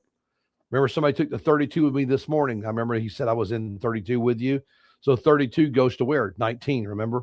32 to 19 or 32 back to 46 are the 2 trades here. You either go long at 32 back to 46, or you go short 32 back to 19. That's the only 2 trades you have at this point. Cool.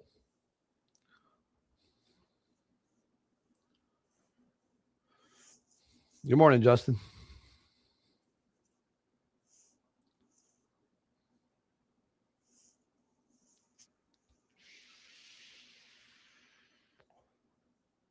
You hear me?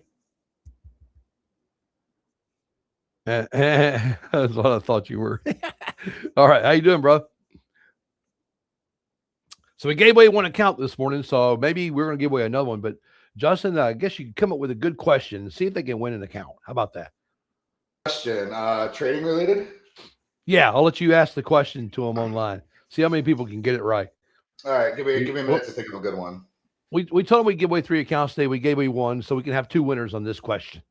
Okay, sounds good. Give me a second to think of a good one. Cool. How's your morning been going? Good, man. We've already done over 30 again. Oh, just another day at the office, huh? So at the office. Love it. Love it. Hey, Nick, what kind of microphone are you using?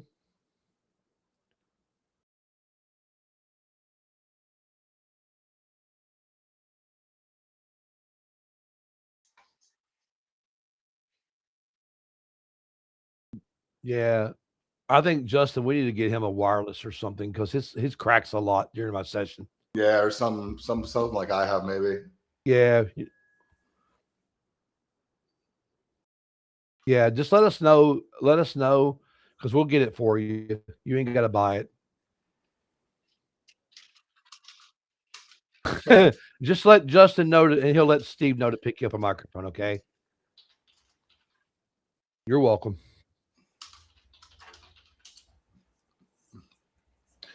You pretty much done for the morning then, Mike?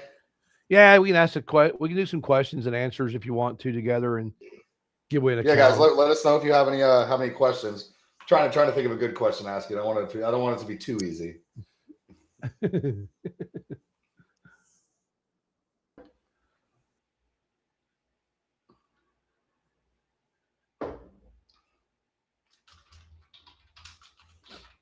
Remember, guys, 80 long. That's what you're looking for. 80 long, 74 long, or 46 long, or 62 long. That's 62 to 80, guys. That's the longs. Because that's where the bulls are trying to establish their foothold in this market right now. But remember, to get the full market back, we kind of screwed up, guys, because now the bulls have to go to 514. You got to be up here now. About 514. Just say 15 right there. If you want to get the market back, 515 is a good place to be. Okay. So you guys know when she crosses 515, she's gonna probably make a big move too. But 80 is that good move though. 80 starts it. We gotta get 480 to work. You got to get 480 to hold. Been a great morning though. Been a great morning. I mean, 30K. I think that's great. Here, I got a good one, Mike. And let's do the first person to get the right answer because people can Google it pretty easily. But the first person to give us the right answer, what do we want to do? 50K launch plan? Yep. Uh-huh. Okay, first person to give a right answer, 50K launch plan. Probably going to be the first person to Google it. How many minutes are in the New York session from 9:30 to 4 p.m.? How many minutes? First person. That's a good question. Let's see who's quick. Who's Googling Come the on. quickest? If Coach Becky was here, she'd already tell us. I hate math. I'm out. 450. Nope.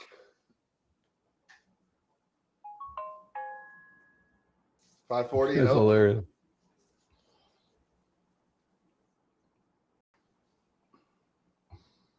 That's funny. 390. Dan Barrett. That's right. Dan Barrett, you are the winner of a 50K launch plan. Congrats. Shoot me a message on Discord if you're in our server, please. Oh, did he? Oh, wow. Split second. I am so sorry, Dan. I faked you out. That's okay because we were going to give away 3 counts today. We gave it 1, so you can give them both 1. Oh, there we go. Feeling generous. All right, Michael Burr and Dan Barrett. If you're in Discord, send me a message. If not, shoot a message to support. There you go, guys. We'll get you an account. Congratulations. 3 winners today. So it's nice to give away a couple of counts and have people happy. So guys, when you're in my stream, you never know when we'll give an account away. Remember, guys, we want to get our streams to 100 people. And if we get to our streams to 100 people, guys, we can do a giveaway almost every day or every other day. So we just got to get there, and we want people to help us push that 100 people because you could be a winner, okay? So, and you also can be a winner trading with us. We like to win, guys. We don't like to lose. So it's awesome. Yep, Michael Burr and Dan Barrett. Congrats. Yep. So, guys, I'm going to get off it this morning a little early. It's already 10:45. Only got about 15 minutes left. I'm going to get off this morning, let Justin take it over. And I got a phone call I got to make Justin this morning. So you guys have a great day. It's been a great day. But remember, guys, the only place you're looking to go long right now is 480 anyway. If we break 480, we got it made. If he goes 446 short, they're probably going to short you. Okay. So that's the two places that are really kind of crazy. But we also know that let me go up here and look, because there is two places I'm concerned about for bulls. I really think the bulls know that 64 is the foothold, guys. 64 long is also a place to start the 80 long. So remember, 64. And 64 had now becomes your short and your long. Okay. So look at 64, guys, for short. 63 long, 64 short. Or excuse me, 64 long and 63 short. So 63 short, guys, could short this, or 64 short or 64 long can keep it long. So remember, 63, 64 are those two targets you're looking at, because if they don't break that 63 low, it's not going to happen. If they break the 63 low, it can happen. As you can see, they're not breaking it. But see how to keep going back to it, Justin? Mm-hmm. Over and over and over, 64, 63, 64, 63, because they know that leads to where? Where does that lead to on the short side? 63 short, guys, leads to 397. Okay. 64 long leads to 495. You see where I'm at? See that big gap in between those two targets? Both of those targets are setup targets for these guys to play around until they break one or the other and make it establish a market foothold. So anyway, and remember, 46 was our big level this morning where we just kept absolutely dropping. But remember, 63 down to 46, and 46 will send us to 32. So I've had a really good morning, guys. It's almost 10 minutes to 11. I'm going to get off. I got a phone call in like 5 minutes I got to do at 10:55. I hope he gets on with me when he's supposed to, because sometimes they tell me 10:55, Justin. It turns to be 11:05. You know how that goes. So anyway, guys, I hope you had a really good morning with me. Wall Street Cowboy, Blue Sky, Blue Sky. Shout out to everybody out there. Hey, shout out to a couple other guys that I've been talking to that joined our Discord and are trading with me live. I do appreciate you coming on board and trading with me, guys, because you've met me out in public and like, hey, man, I've seen your commercial. I'm like, really? I love that. Some guy walked up and said, I seen you on TV. I'm like, where? And I thought, it didn't even dawn on me, like, oh, yeah, I am on TV. And I'm like, I'm sorry, man. It's just like a brain thing. So it was really cool. And guys, when I'm out eating dinner or I'm out in places and people ask me, hey, aren't you the guy from Blue Sky? Yes, I am. And I've always encouraged them, hey, come follow me. It doesn't cost you a dime to follow. You can learn free. Come follow me. You know what I mean? Mike, I'm waiting for the day when somebody recognizes me in public. There you go, man. I'd like to give a shout out to all of our affiliates out there doing a great job for us. You guys are beautiful. I appreciate all the things you do for Blue Sky, and it's just great, guys. We're having a phenomenal year, and it only gets better, right? So, and it takes the people to get there, guys, and it takes the traders to be part of it. So we respect you guys as traders. We want to make you good day traders. If you stick with Blue Sky and get in those funded accounts, you can trade with me live in here and make money. It doesn't matter to me how much money you make in a real funded account. It's your money, right? The goal is to get you funded and make good money. And that's what we're going to do together. So, guys, I'm going to get off here, and I hope you have a wonderful day. Have a good weekend. I'll be back on Monday, same time, same place. Adios, guys. See ya. Bye. I'll be right back, guys.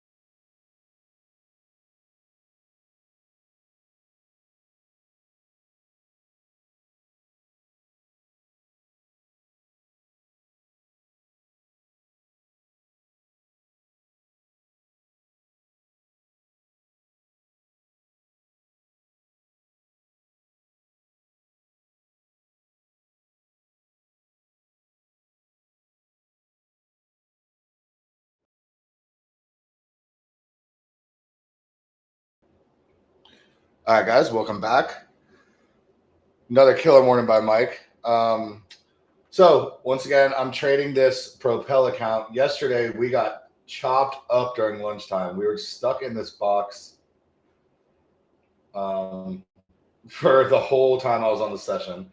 And then, of course, as you guys know, I wanted to break down. And then literally as soon as I logged off, it broke down and went to TP. So got caught in the chop, but that's what happens when you're only trading during lunch hour. You're not going to get a setup every time. So we are in some drawdown. I think we have like $1,300 left. So we're going to see if we can kind of pull ourselves out of this hole. But I do want to say today I do have a special treat. I was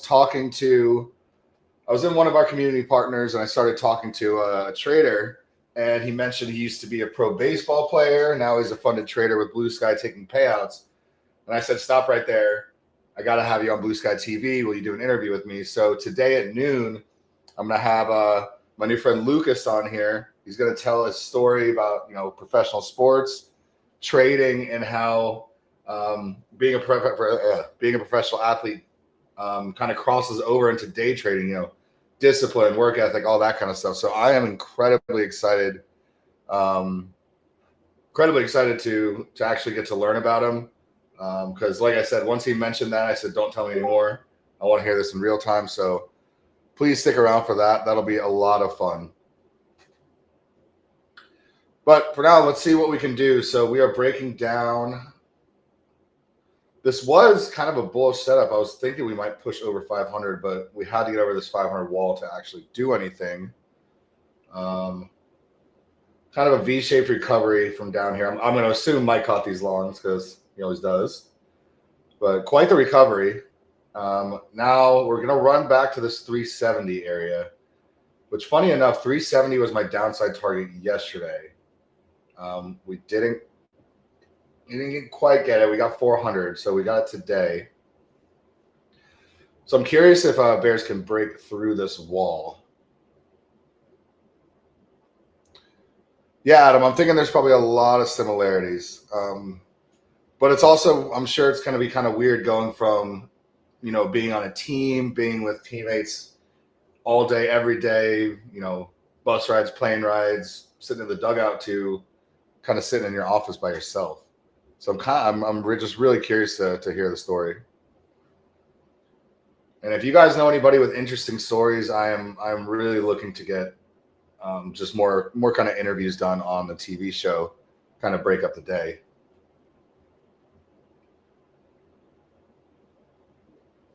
One, I think it's cool for you guys to hear it, and two, I really enjoy it. So it's fun for me as well. But let's see. And if you guys were one of the winners of the 50K account, please shoot me a message.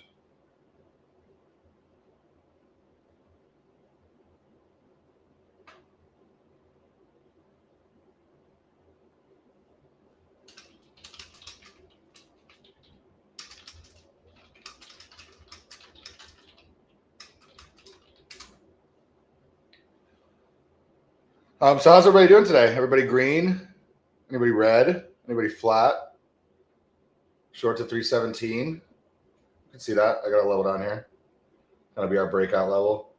So there's that 360, 370 level as expected. Curious if we're going to bounce here or not. Let's take a look at the longer time frames. Hard not to be bearish just looking at this. Selling pressure on a lot of the candles. Yeah. Long time frame, definitely bearish. Once we broke this 500 level, I think it was game on for the bears. Now, 30-minute is messy. Wow, very, very messy. Look at these bodies of these candles. It is a wide range. I mean, 100, 150 point range, but no clear direction. I'm still leaning to the downside. Not too much structure on the 15-minute. Yeah, so not much structure when you really get under the 30-minute. And then daily, in a massive daily supply range.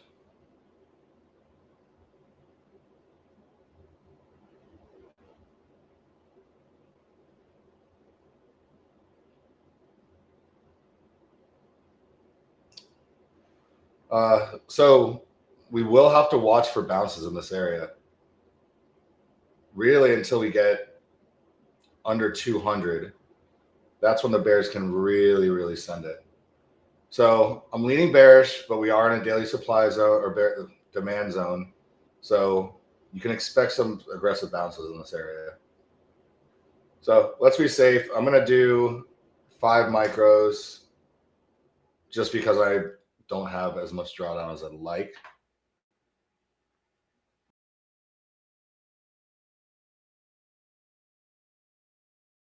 And just to kind of recap this account, I was up about $600-700 and just got chopped up yesterday.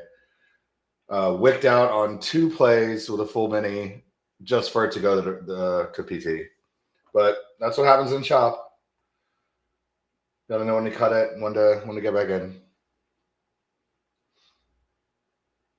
Have you interviewed Beersy yet? No, he's got a lot going on. But after July, we'll get that on the schedule. But he's got a really good story. I've actually interviewed him before for a different project. So it takes a lot for me to be really impressed, and it's wild. One loves RQ so far green today. Nice. Okay, look at that aggressive bounce. If bulls reclaim this, that was just a crazy liquidity sweep, and we're going to continue higher.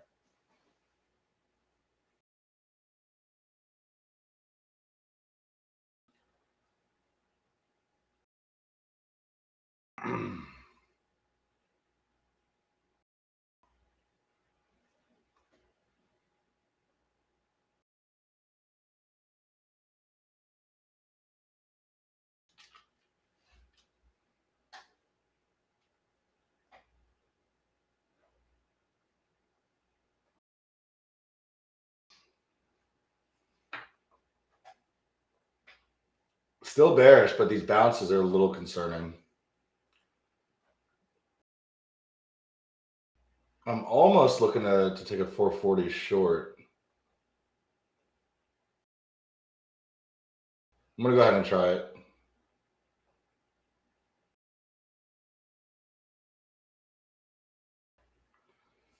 So shorter on 440. Let's go ahead and try that. Scalped a long close, short MNQ.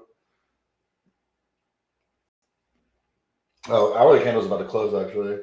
I don't really like getting no plays at the hourly close, but order's already in, so too late.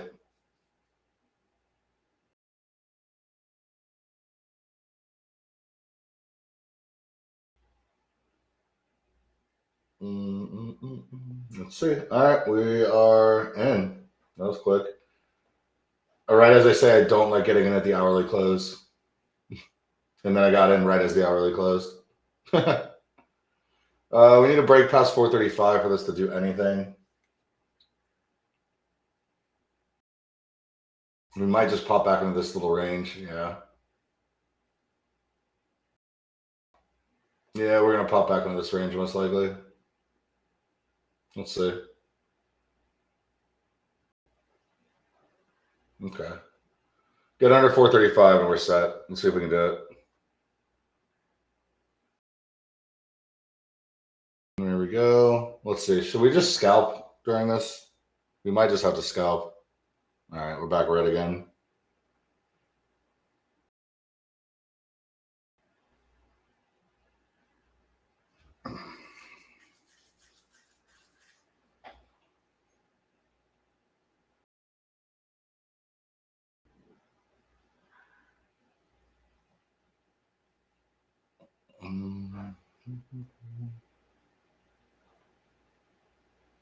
Come on, push it past 435 for us.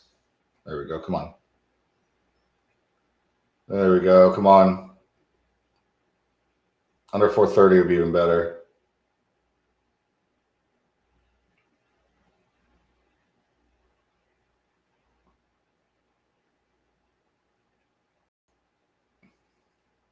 Come on.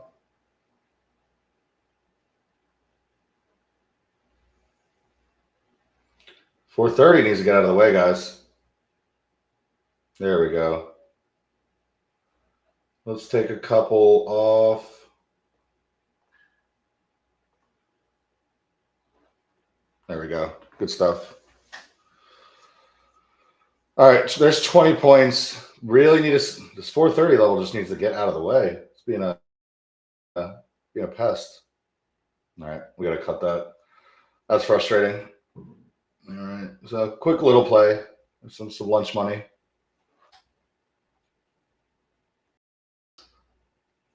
Jaja, what's up, man? All right, we are back. So now we have another F around and find out box.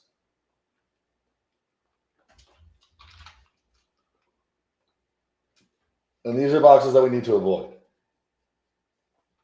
Because the last thing I want to do is get in a play and then sit in a 20-point range for 45 minutes. That's the last thing I want to do.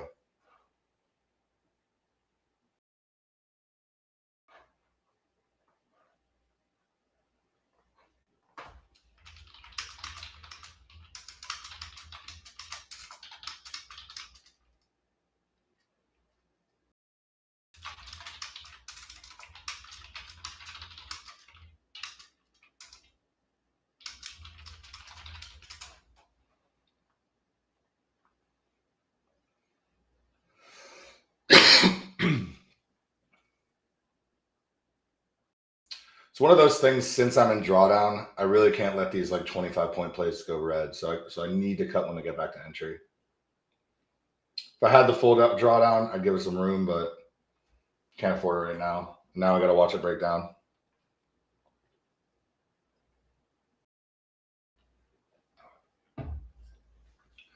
So the ultimate target for this would be 390 to 370.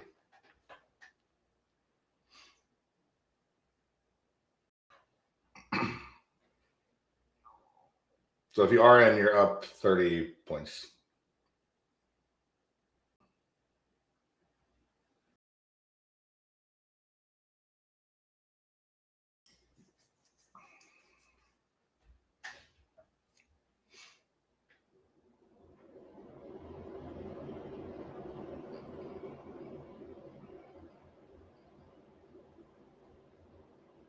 So now we got about $1,300 a drawdown to work with.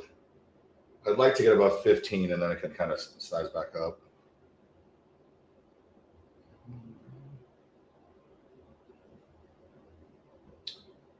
Guys, remember, hit that like button. And again, I'm on the orbit plan. It's that one day to pass if you do it correctly.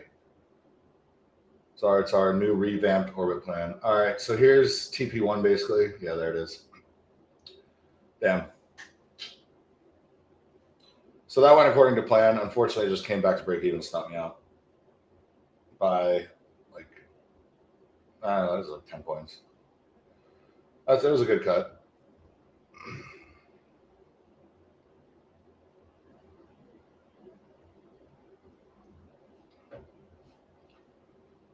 All right.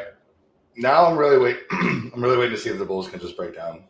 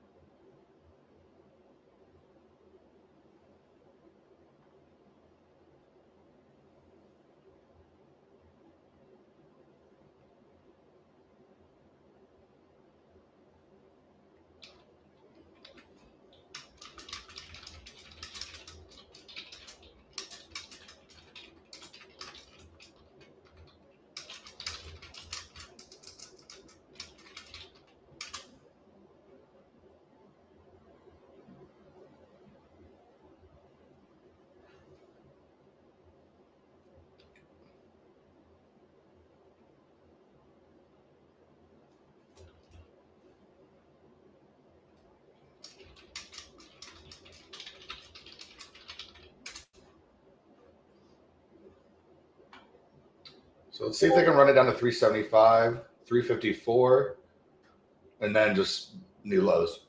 That would be what I'm looking for. Based on the daily range, doesn't really have too much more to go. 606 is the average. We're about 538. So it'd be another 70 points lower than that, which would bring us around 200. So we could potentially drop a decent amount more. All right, there's that 370. Ah, man, FOMO is kicking a little bit. That would have been a banger.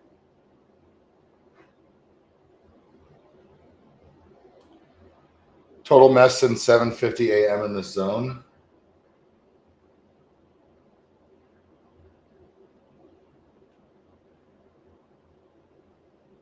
Yeah, I see what you're saying.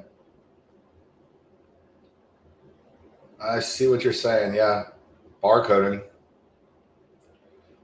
I still think we go lower.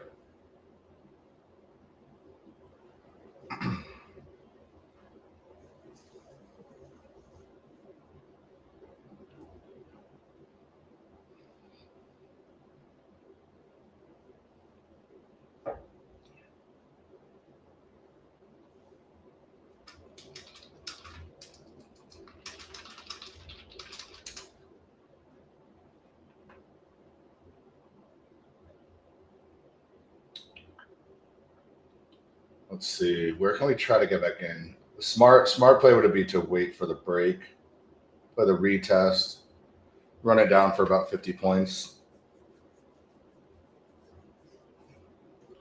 Because I don't want to short into support. That's the last thing you want to do because we've bounced off here quite a few times. So we want to see it fully break down.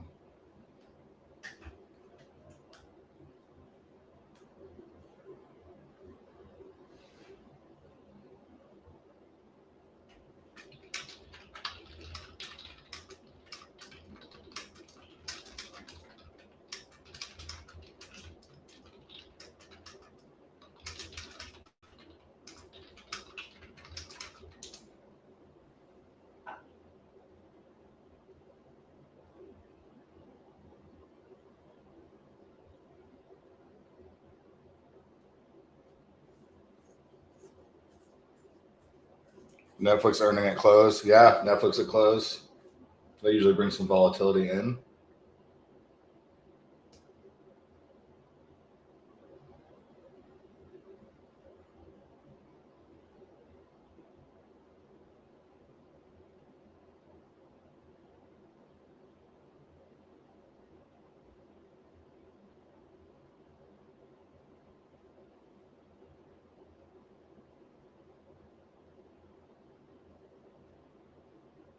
Okay, there's a little bounce.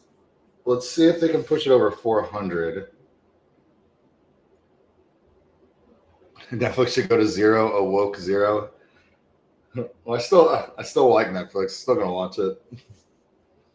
But some of these shows are kind of ridiculous. I agree.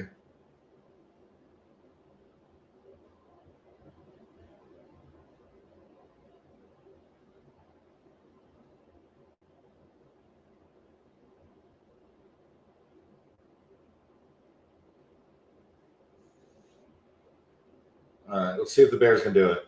Can the Bears finish the job?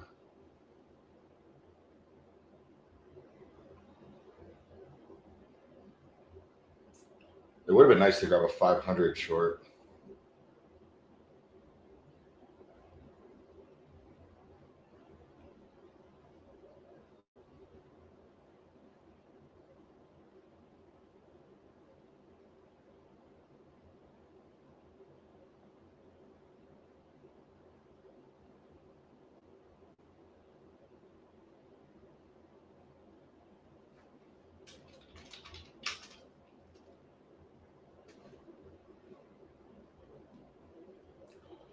All right, there's that 400 rejection.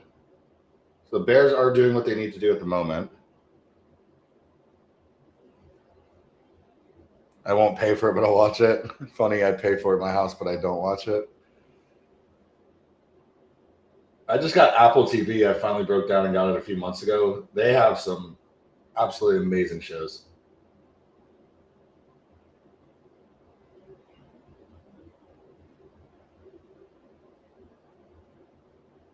I think Apple TV's probably got the best shows right now. New season of Silo, yeah. I'm all caught up on Silo. Actually, I started watching it like 2 weeks ago, and I already burned through it all. Come on, Bears. Come on, Bears. Let's get it. Tubi. Tubi does have some decent shows. All right, this should break down. There you go. Man, these candles on TradingView are so slow.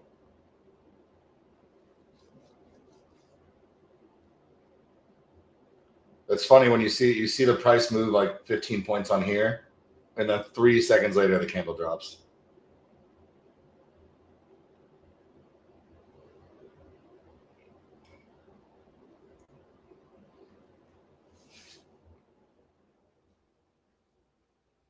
Yeah, I'm waiting for confirmation before I get in. I need to break this key level. The only way I'd get in now would be like one to 2 micros just to front run it to see if it just goes without us.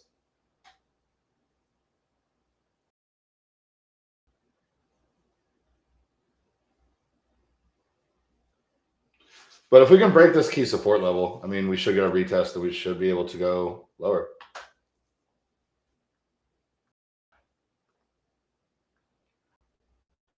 While we wait for this, what's everybody watching right now since we're talking about Netflix and Apple TV? Always looking for a new show. All right, there's that 350. That's kind of our full first move target. Should get the continuation to the downside. I'm going to place an order. So this is the last little bit of liquidity we need to get through. Let's go ahead and place an order. 366. Black Summer Season 2. I'll have to check that out. Castlevania. I haven't heard of either of those.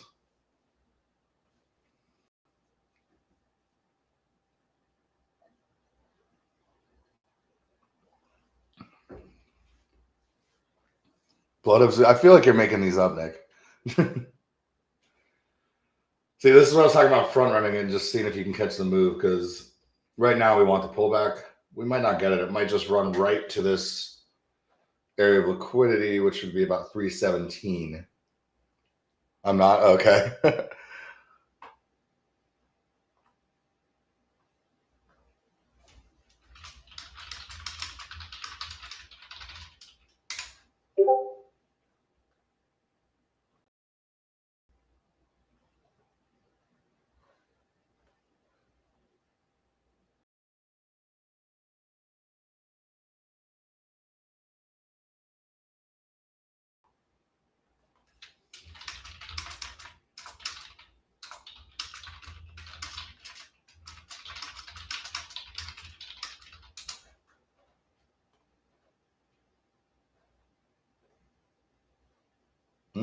I don't like this rebound.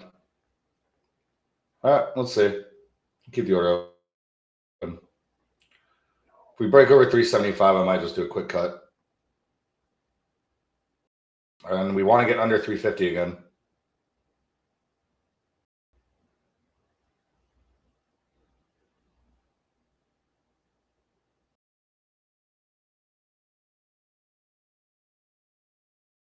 There we go. Come on, give us this 350 break.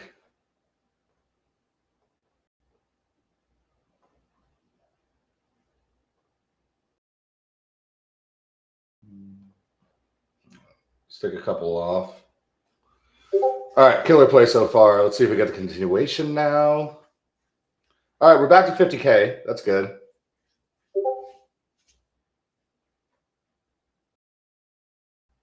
Come on, give us this dump. Let's take one more off. All right, down to runners. You can find me. I just posted in the announcements channel. If you just want to find my name, it's Justin. And just shoot me your email and say you're Dan Barrett. All right, come on. Got to get to 331 now.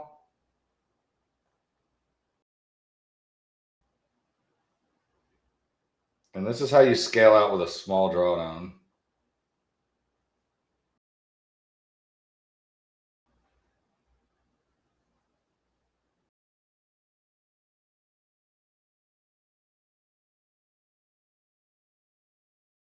All right, so we tapped that last area of liquidity at 336. Got a bounce.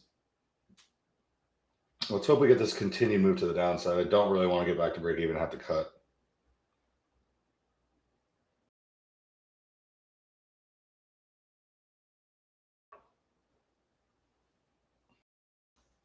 Which might be happening.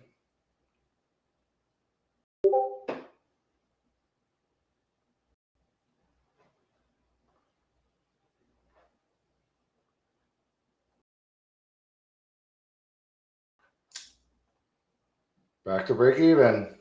Man.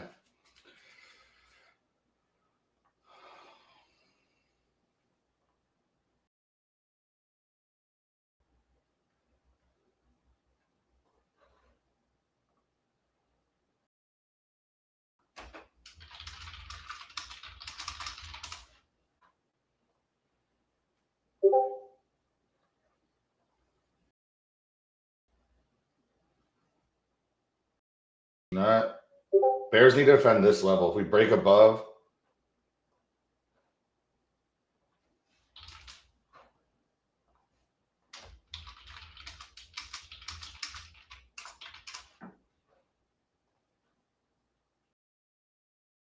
let's see.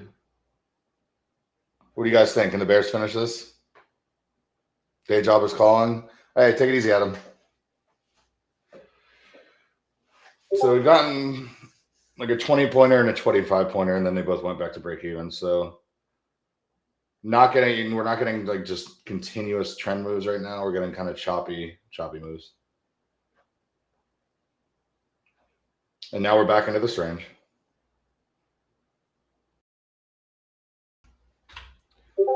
Got about 10 minutes left in the London Power Hour.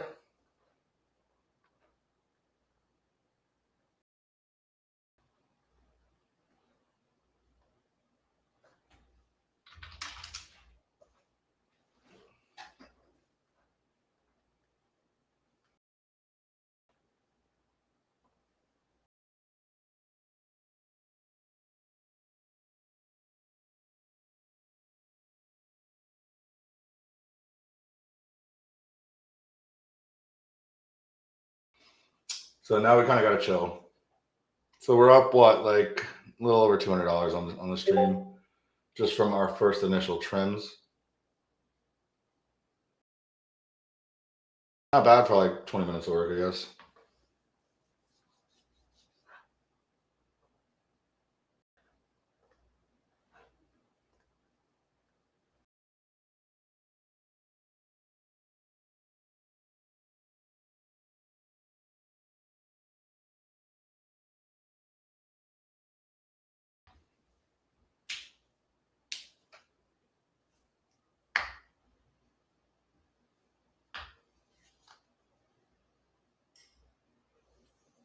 Very wiki price action in this area, which makes sense because it is major support.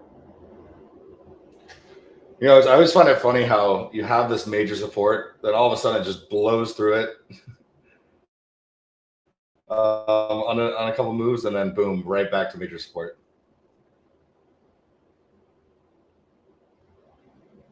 Anybody else looking for anything specific? Any questions while we kind of wait for the market to decide which way it wants to really go?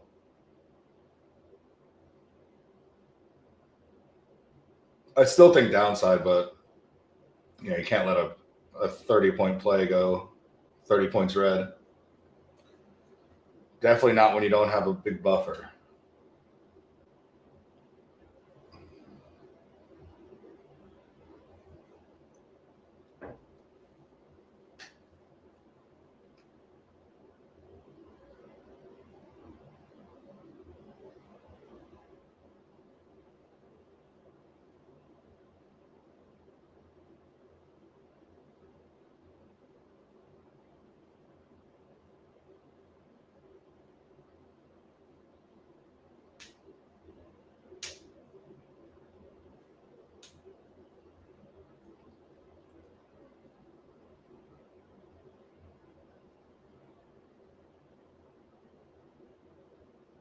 Bear bull reverse, the second bar closes.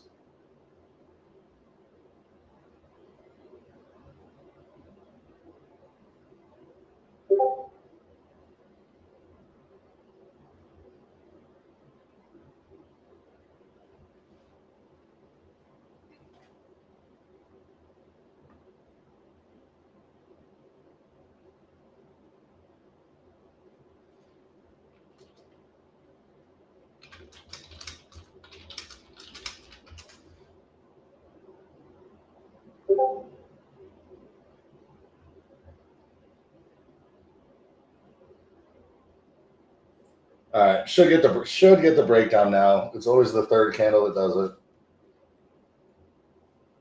I'm not gonna just hop in again though. See what happens.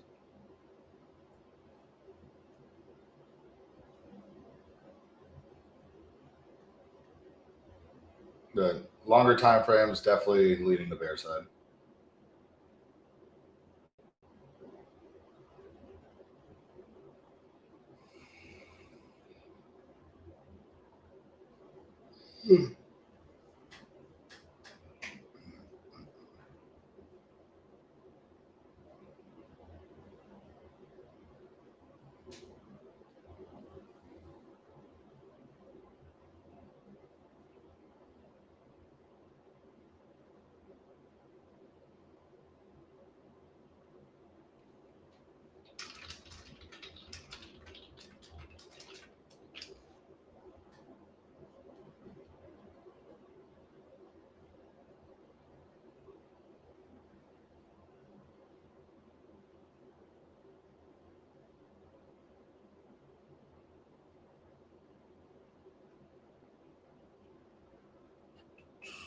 Looks like liquidity bottoming here. Accumulation gave up on the flush for now. Very well could be. Very well could be.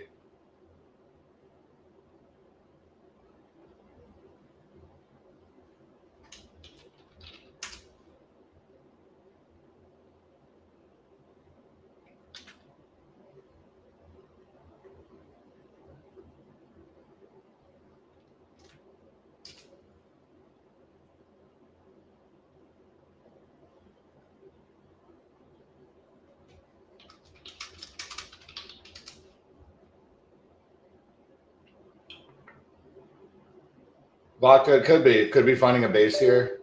It's wicking on both sides, so it's tough. Can't really. I mean, you could take a stab at longs if you want. I think the RR is there. Would need to break over 400 and then just run up to 450. I'm not really convinced though. I'm still looking for shorts.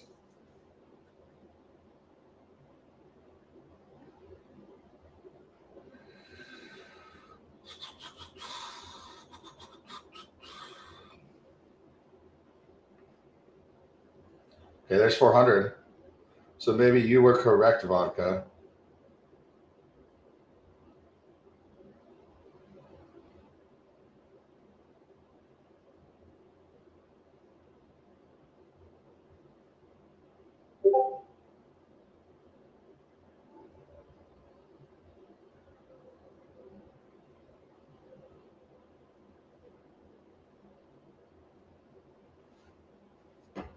All right, quick run up.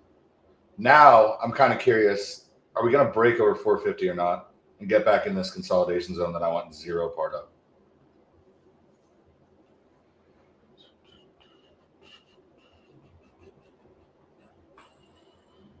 Got 5 minutes left in power hour. Might be smart to just wait until this candle closes. 30-minute candle. If you look, we've been stuck in a range literally since like 7:30. So if you want to draw like a box, 480 down to 350 is our bounce back and forth zone. Until one of those sides breaks, it's going to be a lot of this, a lot of back and forth.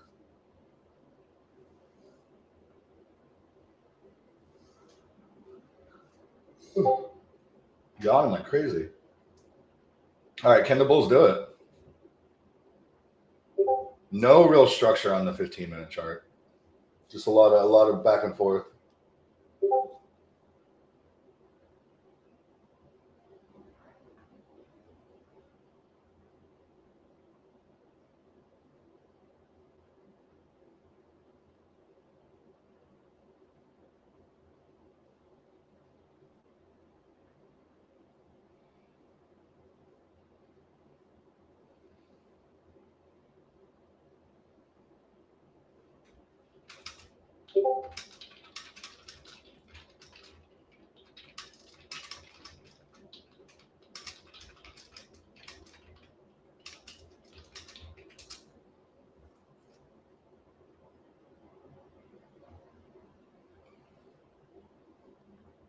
If I had bigger drawdown, I'd probably slap a 450 short.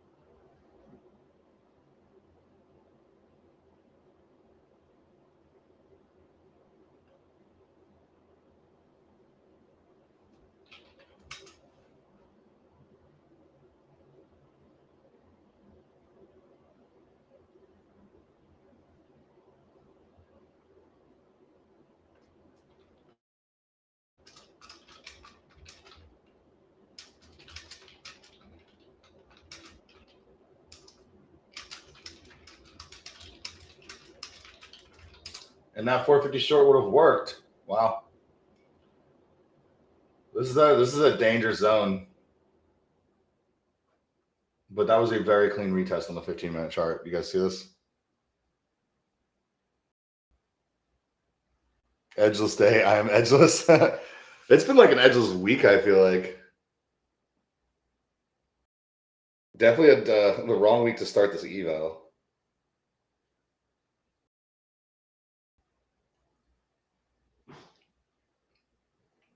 Been a very trappy week. Do you guys agree? Or at least when I've been on.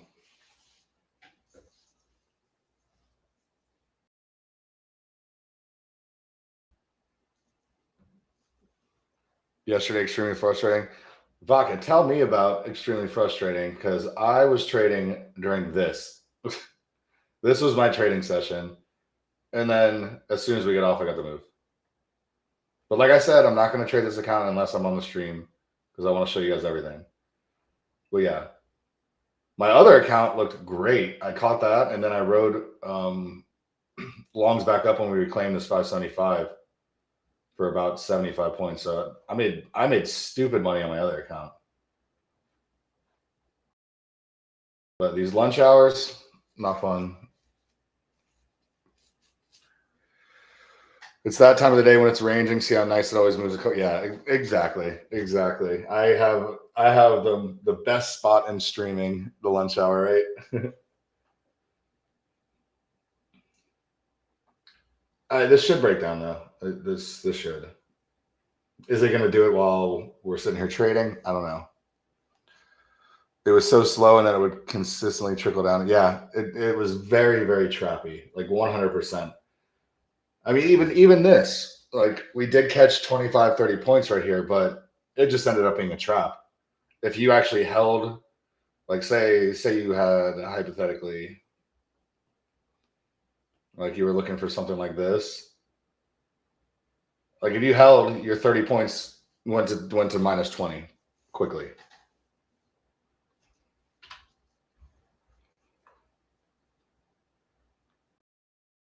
I padded damage accounts, lots of few evals. I'm still down on the year. I think I'm down like 1,600 for all the props after payouts.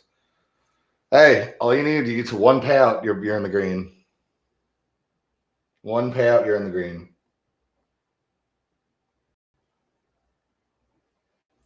You're at what I call the break-even stage, basically.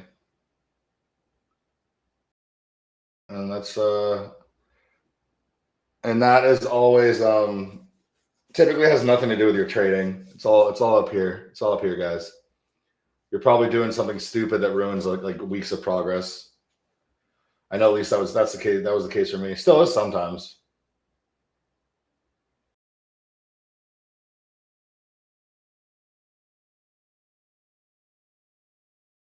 It drew the short straw. They gave you this time of the day to go live.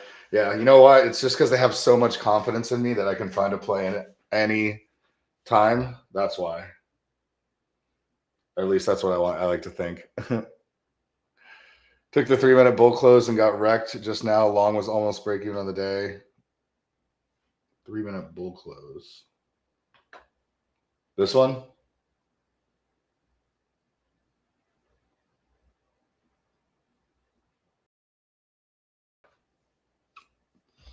Last 4 days, not my luck. This week is not fun, guys.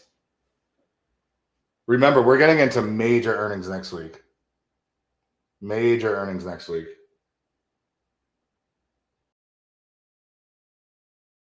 I'm pretty sure, correct me if I'm wrong, but like the Mag 7 is next week, if I remember correctly. And remember, like, are we still in the range? Yeah, we're still in the daily range.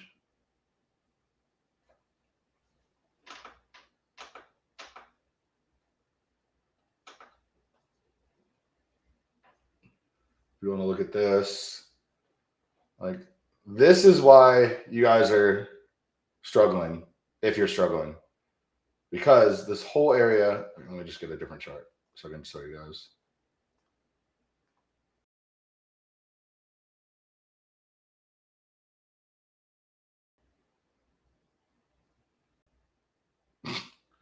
I know you get extra layouts.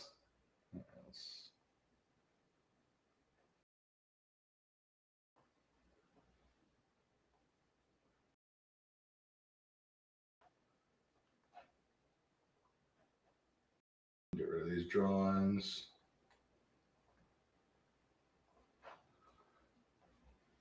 So if you guys are struggling, this is why. Because if you go to the daily, this is the F around and find out on the daily. This is the F around and find out on the daily. And you know what's interesting is on the daily and MES, we're not like we're kind of in a box, but it's almost like a breakout box. It's a lot different compared to this, which is kind of on the bearish side, honestly. We're below key levels. ES is at breakout levels. So it's very interesting. Very, very interesting. Am I frozen? Well, that's not good.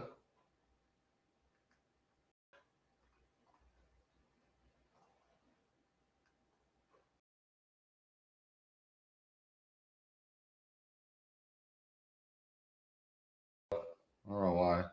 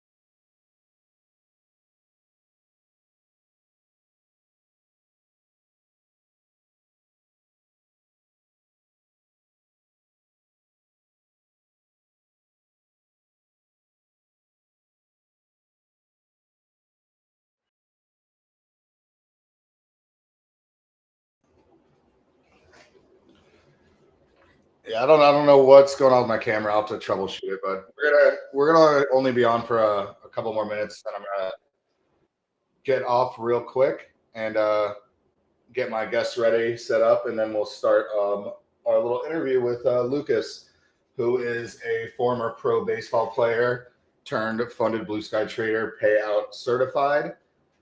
So I'm very, very interested. If you guys have any questions you want to ask,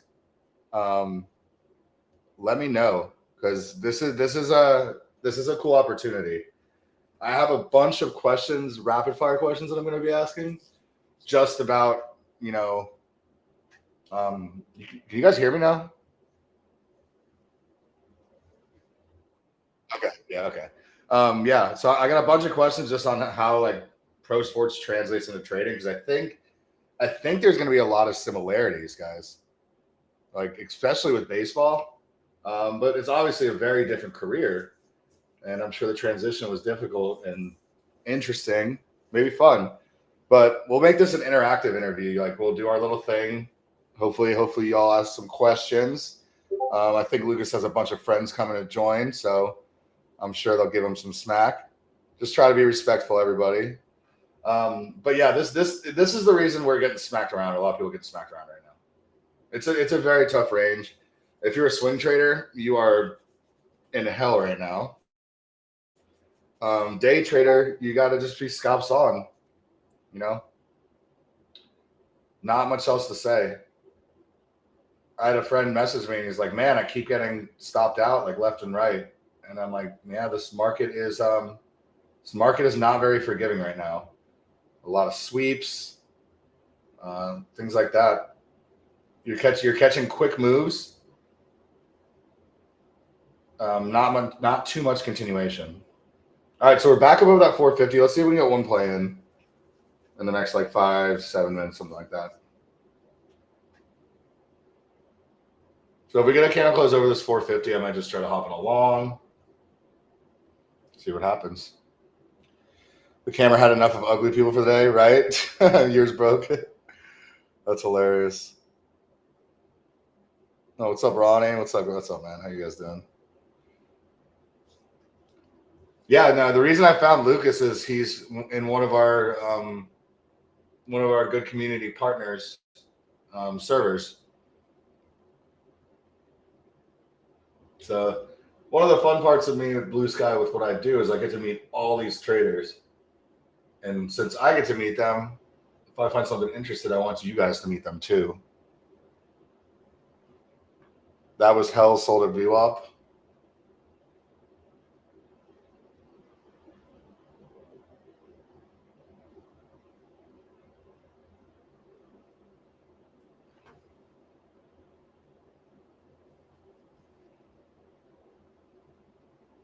Chart. It's kind of baiting me to go long, but I don't even know if I want to mess with it right now.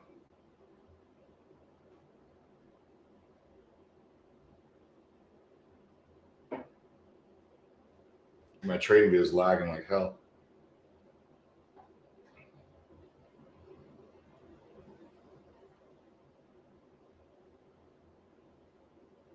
Yeah, very, very trappy, guys. Just be safe in this zone.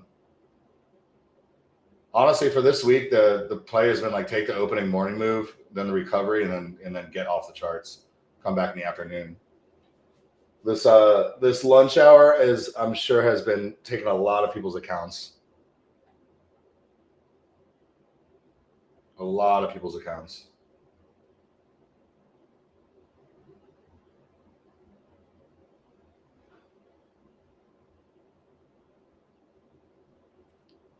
Yeah, trap reversals all week. Literally, that's the story. Especially in this, getting into the lunch hour.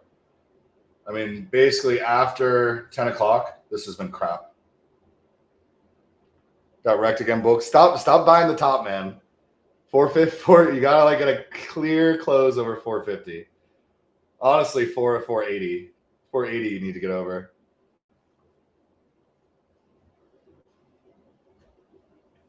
When we're in a range, you short the top, you long the bottom. Like right now, the move, if you want to play the range, long 360.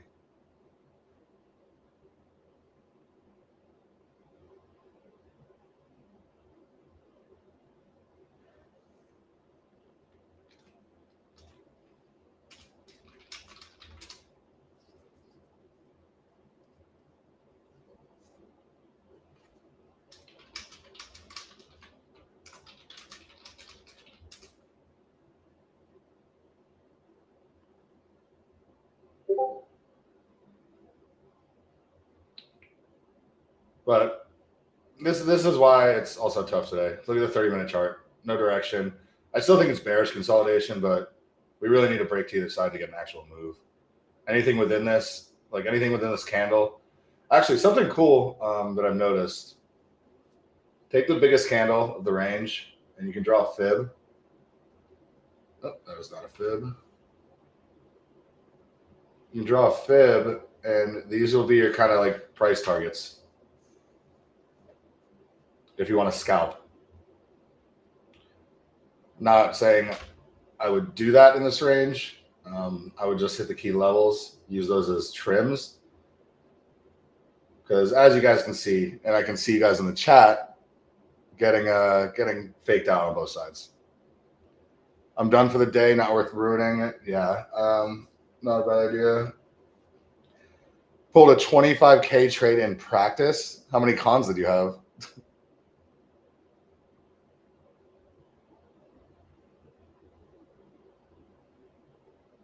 Did a 442 poke. You took the play I was saying I was debating playing, but it looked like a trap. So I totally get it. 40-point range. Yep. Knowing how packed 360 is in DFW, I'd be not long in the highway.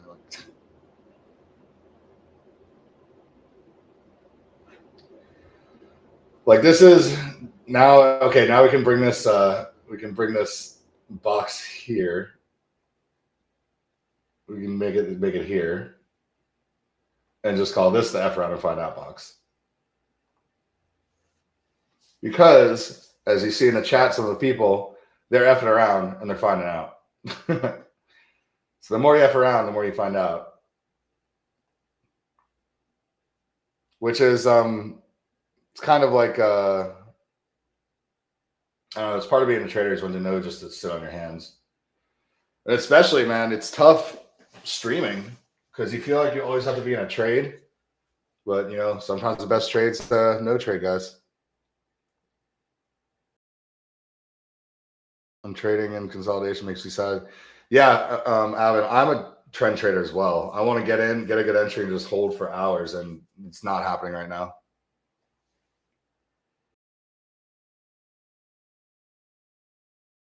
Oh, you guys live near each other? Nice.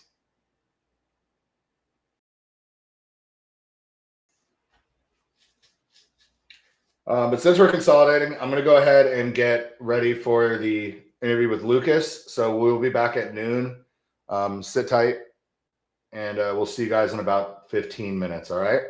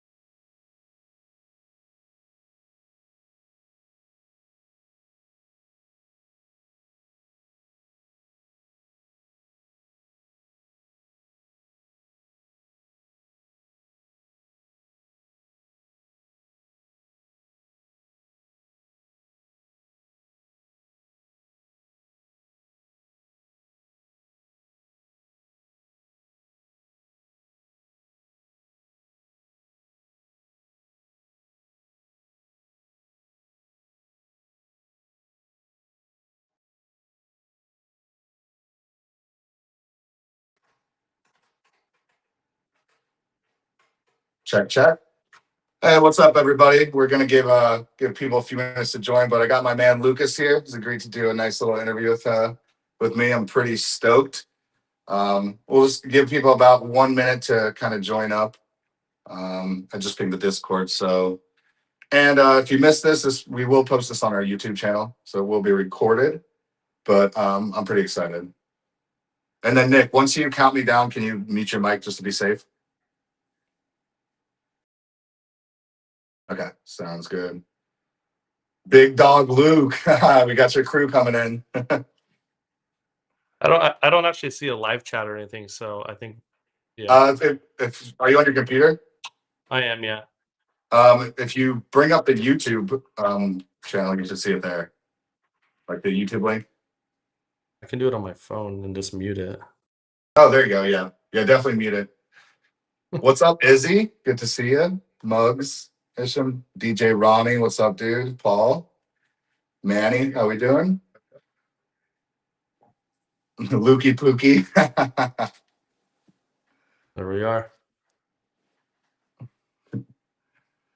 All the guys from the server he's in, please be respectful in the chat. Keep it PG. I know you guys are a little wild. But Luke, I'm ready if you are. Let's do it. All right, Nick, you want to give me a 3, 2, 1 countdown so we can hit record and get this going? Sounds good.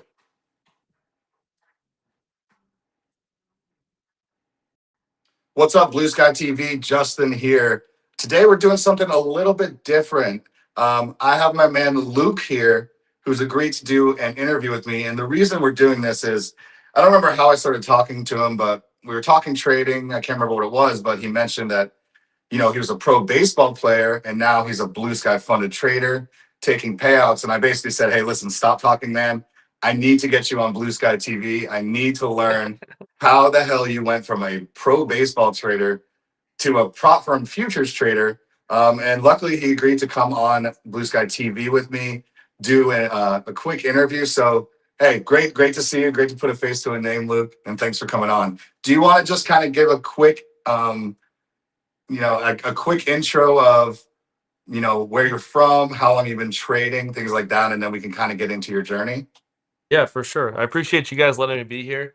Yeah, definitely. We'll learn through this interview. I'm pretty new to trading. Yeah, so my name's Luke. I'm from Southern California.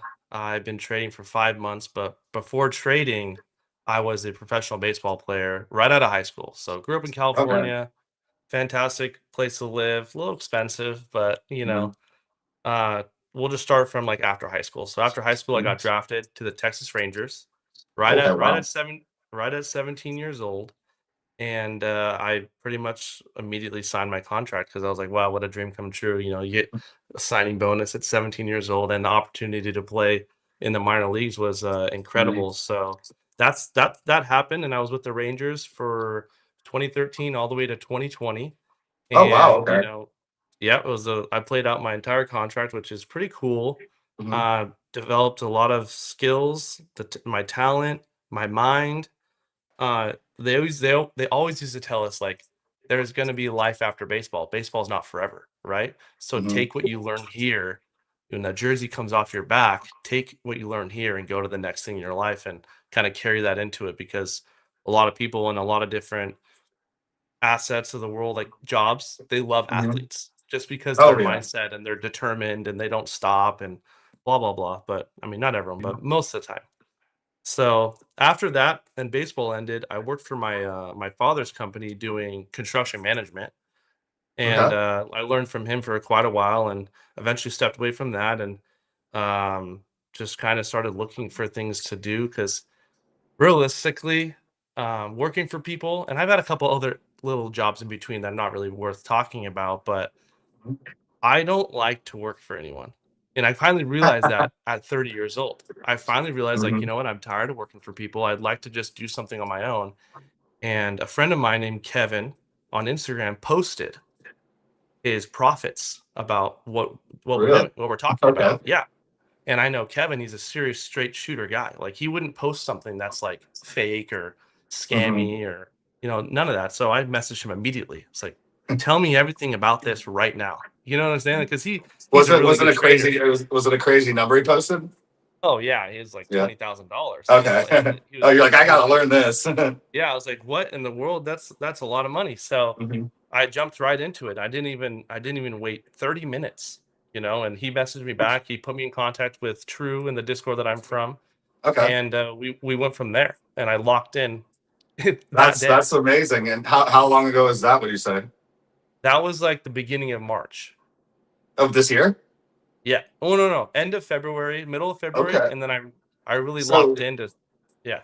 so just so everybody in the chat and that's watching this is listening. So you've gone from basically March until now, which is only about 5 months, and you're funded and you've taken how much in payouts so far? I don't know the exact number, but it's almost 30 grand. So okay, guys, this is amazing, and I'm sure this has a lot to do with kind of what you learned with baseball. But I want to go back. You said you did your whole contract, 7 years. What's the average kind of length of people that get like drafted out of high school? Do they typically make it the full contract, or is it turn and burn most of the time? So in all reality, everything comes down to money. Okay. Mhm. And when a team makes a substantial investment into you, they will give you many times and many tries to get Okay. to where you want to go. So what's the average? There really isn't an average, because there could be a 17-year-old who signs for $1 million, and then Mhm. there could be a 21-year-old who signs for 1,000, and Mhm. they are just organically different when it comes to like what the team allows you to do. So the more Right. money you get, essentially, the more money you get, the more opportunities you're going to get, and the more times they allow you to fail.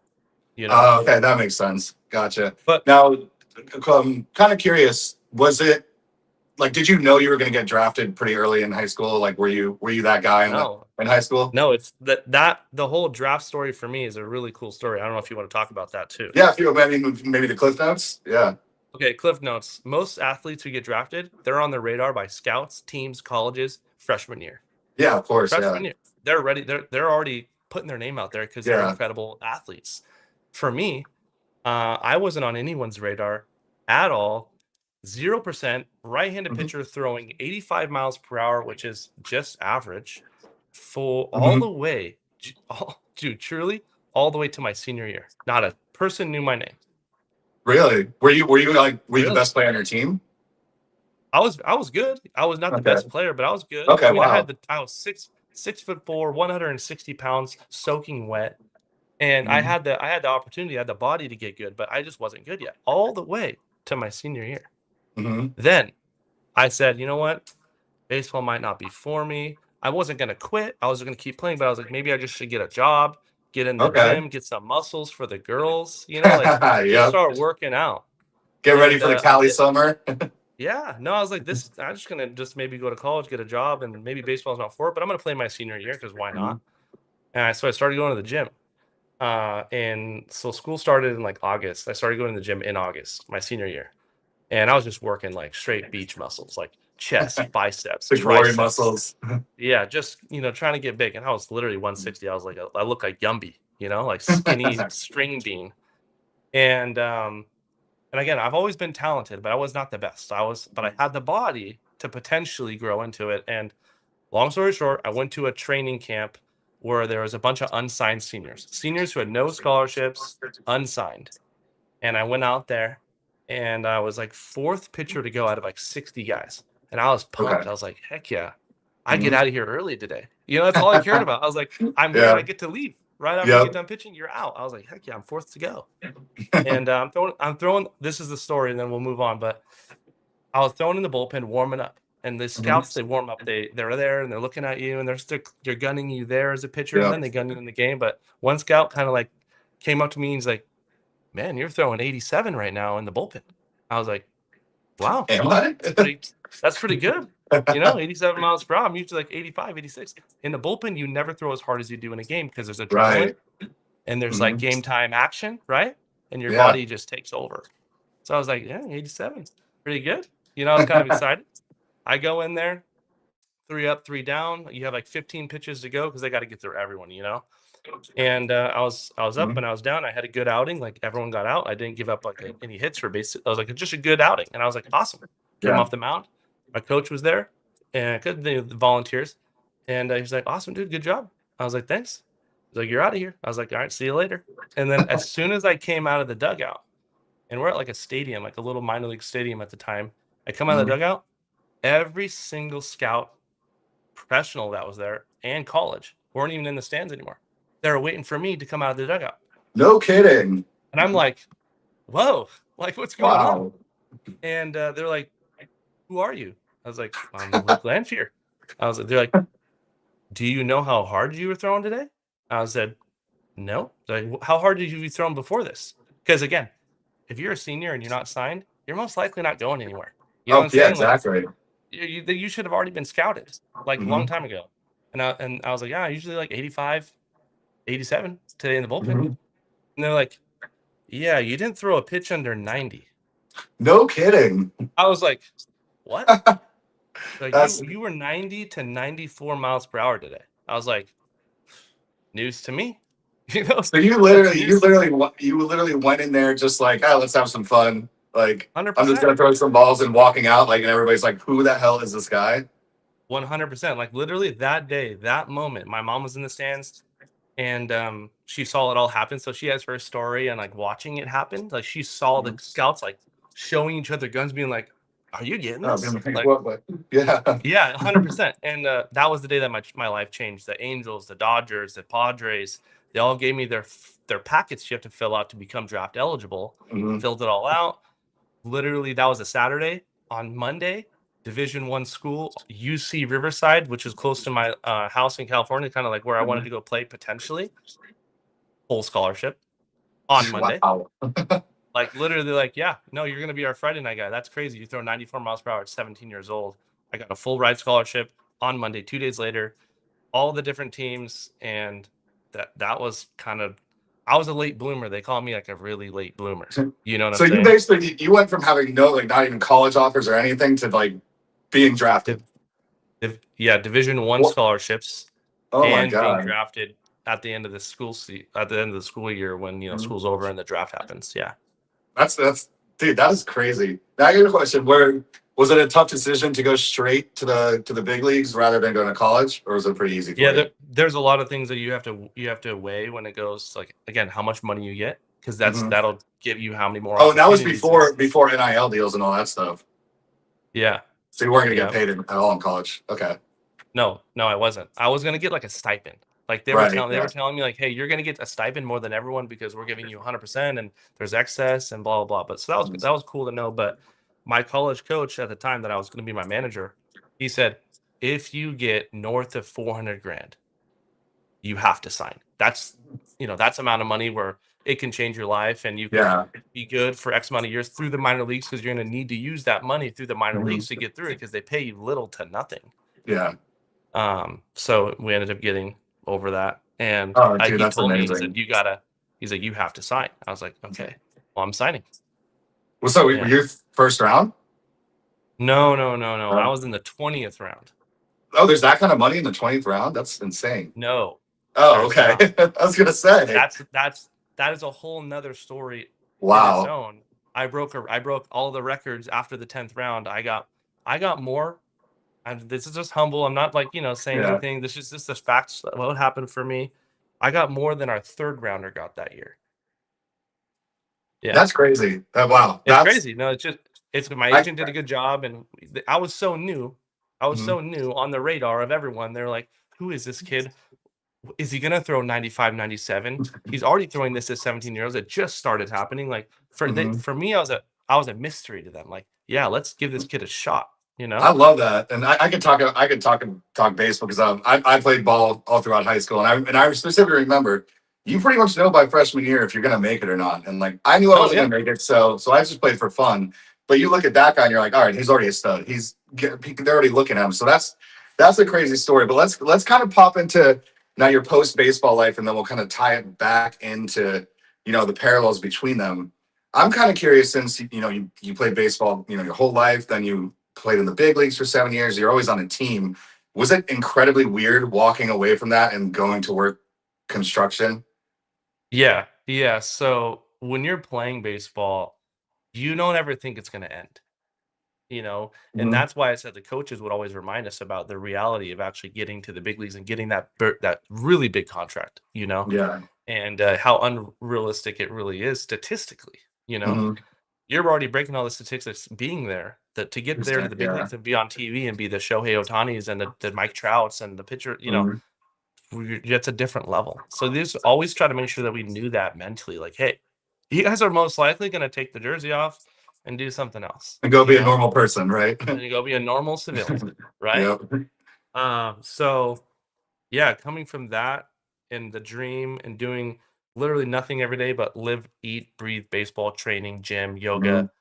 you know, a rehab stuff, always just everything baseball and going to like literally nothing. In the beginning was actually it was sick. It was like awesome. Now I don't have to go to the field every day and I don't have to run and I don't have to do this and I don't have to listen to people. I can do my own thing. And an entrepreneurial mindset would thrive in that. But Mhm. someone who likes to follow, like I always say, people who go to the military, they just go because they like to follow rules. And it's like Mhm. you don't even have to make your own rules. Like you just follow what people say.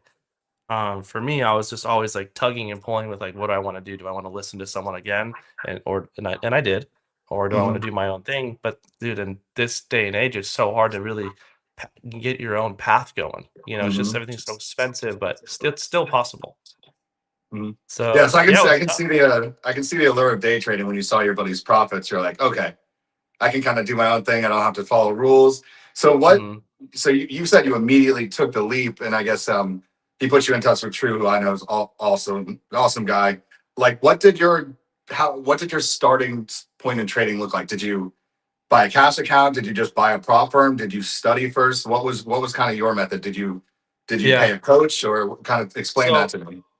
So in the beginning, yeah, I paid True. I paid True to Mhm. teach me what I know, and then I've also developed my own strategies and my own things since then. But starting Mhm. off with the core of what I learned from him, because I knew markets, I knew crypto, I knew how to look at a chart, but I didn't know how to like identify things, right? Right. So I learned all of the basics from him that you need to really get going, and it was definitely worth the money. Mhm. And since then, man, it's just been crazy. So wait, what was the question again?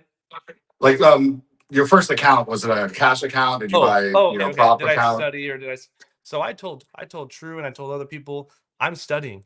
I'm not even gonna buy account for a week minimum." And that seems Mhm. pretty short in the span of things, but I was like, "No, just 1 week of full studying, videos, what I've learned from him, picking his brain, just everything for a week and not even considering getting on the charts yet." Mhm. And after that full week was done, I said, "All right, it's time for my first eval, but I'm gonna take Mhm. this slow." And, man, I don't know, it's just following him and he's live every day, so that helps to like gain some confidence and not having to like just do your own trades. That goes pretty far. And then just trading with a bunch of people and always, man, I was just asking a million questions. I was Yep. asking questions that were just dumb because I didn't know the answer to it. And I always believe that there's no dumb question unless you know the answer to it. And then it's a dumb question, you know? Yep. And that's Yeah. something we learned in baseball. They used to always say that. You ask whatever you want unless you know the answer, then it's a stupid Mhm. question. Yeah, I think Um, you got lucky because in this space specifically, there's so many like bad communities out there where people try to do it solo. And I think we talk about all the time at Blue Sky finding a community, even if it's not Blue Sky, there's a million communities, as long as you find a good one. So you lucked out finding a good yeah. one quickly. I probably went through about 30 discords before I finally found someone who can teach me and stuff like that. And unlike you, I did a trade before I studied. So you did it kind of the right way. I like Okay. that. I Now, I so think I now should have you're buying taken. your first eval. What was kind of the hardest thing you went through, maybe technical analysis wise, but also in your head, because trading is so much different than almost any career out there. Yeah. So one thing I realized is there's literally a million strategies. Hmm. There is literally a million strategies, And they and can all each one work. is they can all work, and you can use each one of them in confluence with each other, looking at the Mhm. trade throughout the day or whatever you're looking for. But there's a million different strategies, and yeah. So for me, trading, I watched so many videos, and coming from baseball, there's so much discipline in Mhm. getting to the next level. And after I became 90, 94, right? I locked in. I said, okay, I need to hone this. You know what I'm saying? I have the talent. Now I have to create skills to get to the next level. And again, that's what we learned in baseball. They used to always say, you guys are all good enough to be in the big leagues. Like, you're all good enough to make millions of dollars. But the difference between you and Max Scherzer or you and Clayton Kershaw is he's developed his craft, his skills. We're all talented. I throw just as hard as that guy does in the big leagues. But he's taken all of his skills and he's honed in on them, and he's created more skills on top of that skill. And that comes down to the PFP, so pitcher, positioning, playing your position, not just pitching, but how you pick people off, how you do your ground balls and throw them out, not overthrow it, and the mental game, everything. And so that's one thing that I locked in on immediately with trading. And everyone that I tell that I try to get onto it today, my friends and my family or whoever I'm talking to, is there is zero talent involved in trading. Zero. I agree. Anybody can do it. Anyone can do it. It's how bad you want to do it. And you need to understand the risk and understand that, hey, 90-something%, 97 or 98, whatever it is, are unprofitable. You got to understand that. And you got to know that this is not a get rich quick. You know what I'm saying? It's a consistency over time and daily payouts with BluSky, right? Yeah. It's funny because I think your background, like, you hit the nail on the head. You already were so disciplined for so long, and you had nowhere to really put that discipline probably for a few years. So you're like, wow, this is great.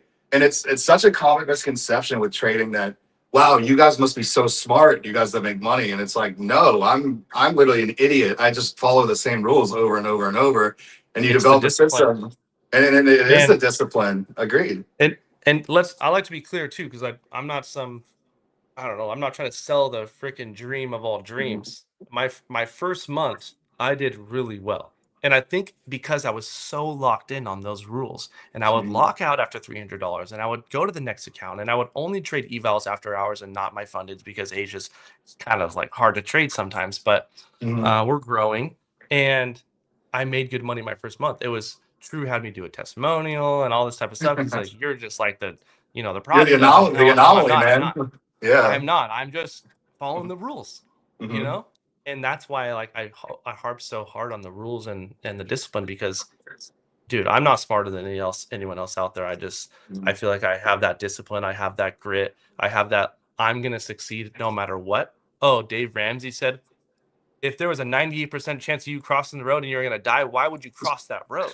Exactly. And we're all daily crossing that road together right multiple times a day. Yeah. Yeah. And so I always tell people my first month was incredible. Yeah, I made $7,100 my first month. No kidding. Bizarre. Wow. That's super amazing. Bizarre. And then my second month, you ready for this? I lost 8. That's how it goes. Okay. And I'm so blessed to say that I lost $8,000, because that put me through every emotion I've ever felt in my whole life. There was one moment I was crying in the shower. Oh, you're not a day trader if you have not cried in the shower. I cried in the shower. Let us know in the chat, guys. Don't lie. I know you're crying in the shower. I'm a grown man. I cried in the shower one morning because I said I just blew 4 funded accounts I had open, and I knew not to do. Oh, it's just so in the same day, right? Yeah. Yeah, dude. You know what's the worst too, and you probably see it happen in real time. You're like, I'll move to the next account. You do the same thing, and then you're like, you know what? This one will be better. You do the same thing. And I got to tell you, as an educator, I've had some people I've taught that have not as successful as you the first month, but I call that just hooks you into trading. You get that, that fire in you that like, wow, this is amazing. And then the market humbles you. It punches you so fast. And that's where the real journey starts. Because, correct me if I'm wrong, I think trading exposes anything wrong with your psychology more than anything I've ever done. Okay, now let's talk about that. Okay, because I played baseball at the highest level, right? So I'm really curious to hear your perspective on this. I have never been mentally challenged mentally on the charts and my emotions and all that stuff, more than trading, way more than baseball. I'm sorry to say it. People won't believe that. Yes, it's way different mentally than even baseball is. And I played at the highest level. Exactly. So you had all the pressure, money was on the line, a lot of money too. I mean, you're talking potentially millions and millions and millions of dollars. So they had that mental pressure paid me. Yeah, and that mental pressure is crazy. When you're trying to get the next contract, so you know there's more that you can get. But now you're saying trading evaluations and going for like thousands of dollars exposes you more.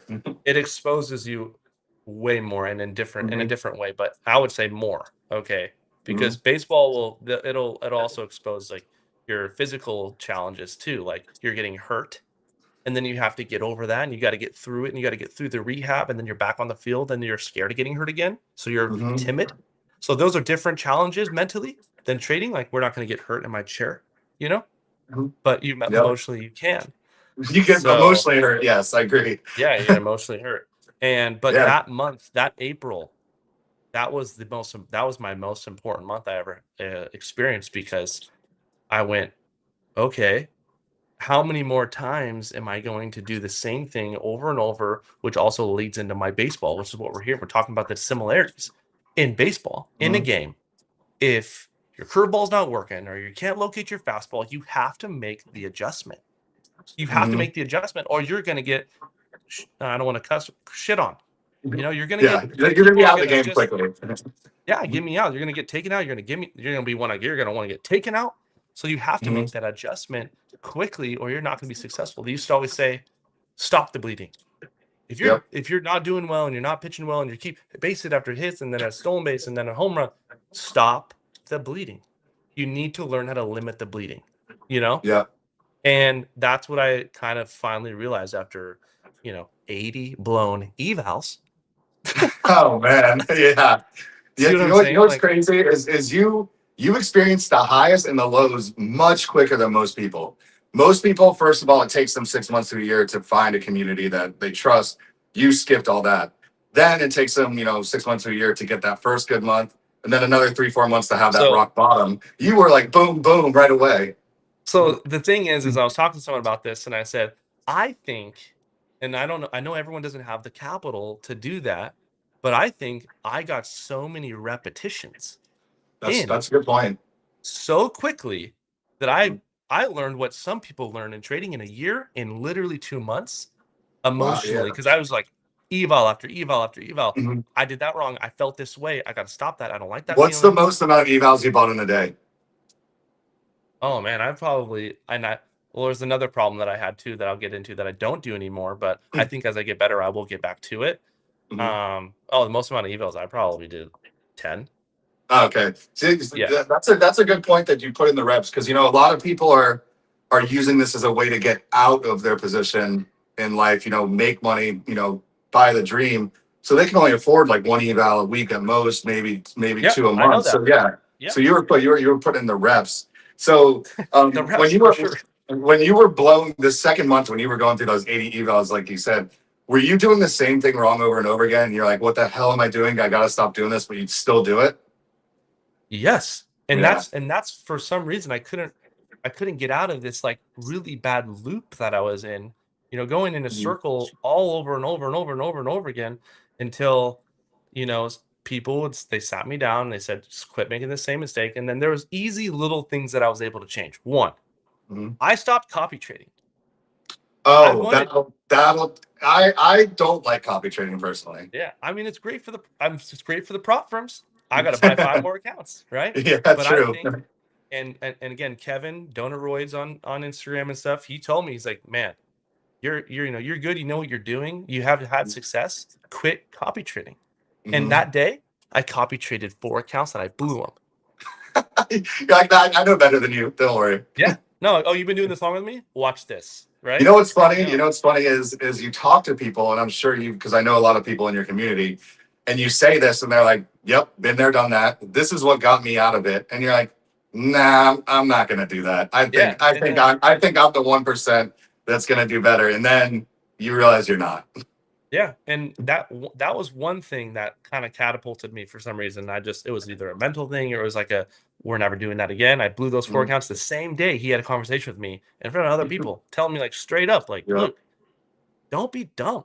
You have 4 fundings right now. Don't do that. Blew all Mhm. 4 same day. From Oh that day man. since then, not a single copy traded account, and I've catapulted the profits. Mhm.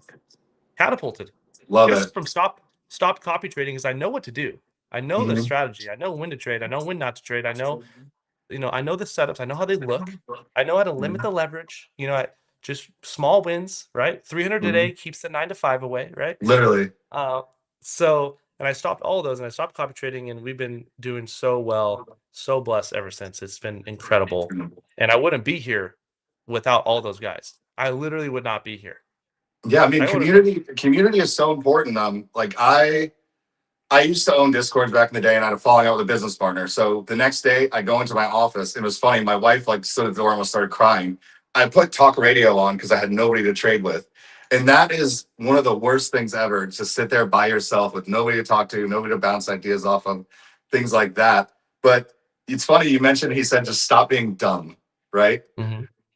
Everybody that gets to a certain point, when you know the TA, you know what to do. Just stop being an idiot. Just follow your rules. That's all it comes down to.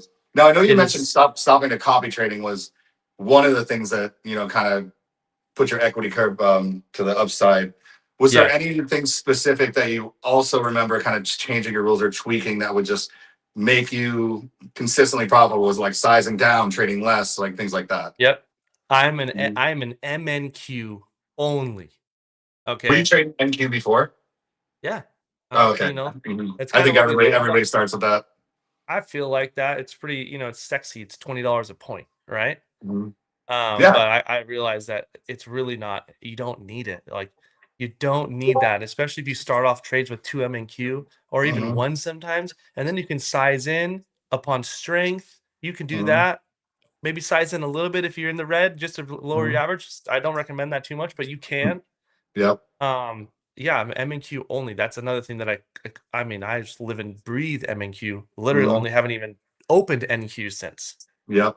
Last time I opened NQ was when I bought a new computer, opened TradingView, and took a trade and went, holy crap, on my NQ and closed that sucker out as fast as possible. But it's so funny, the progression, and I've done so many of these interviews, like the road to profitability, it's always the same thing. Less trades, size down, and just follow your rules, and honestly stop copy trading. I think 3 to 5 MNQ can be life changing, especially you see the markets these days, and NQ moves like 900 points a day. All you need is a little piece of that.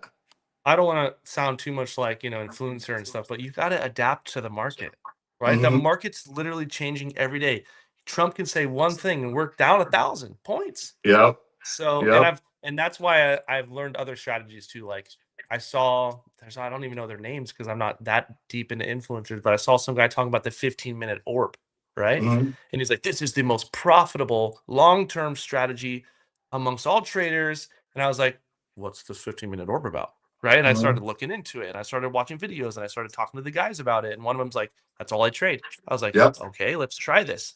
And I've made very decent money trading just the orb in the morning after 15 minutes. And then after that, adjusting to key levels and highs and lows, and, just price action alone. It's just follow the market. If it's going up, don't fade it. Don't short it. Like, follow the trend, right? Yeah. Follow the trend. But human psychology, you're like, this is the top.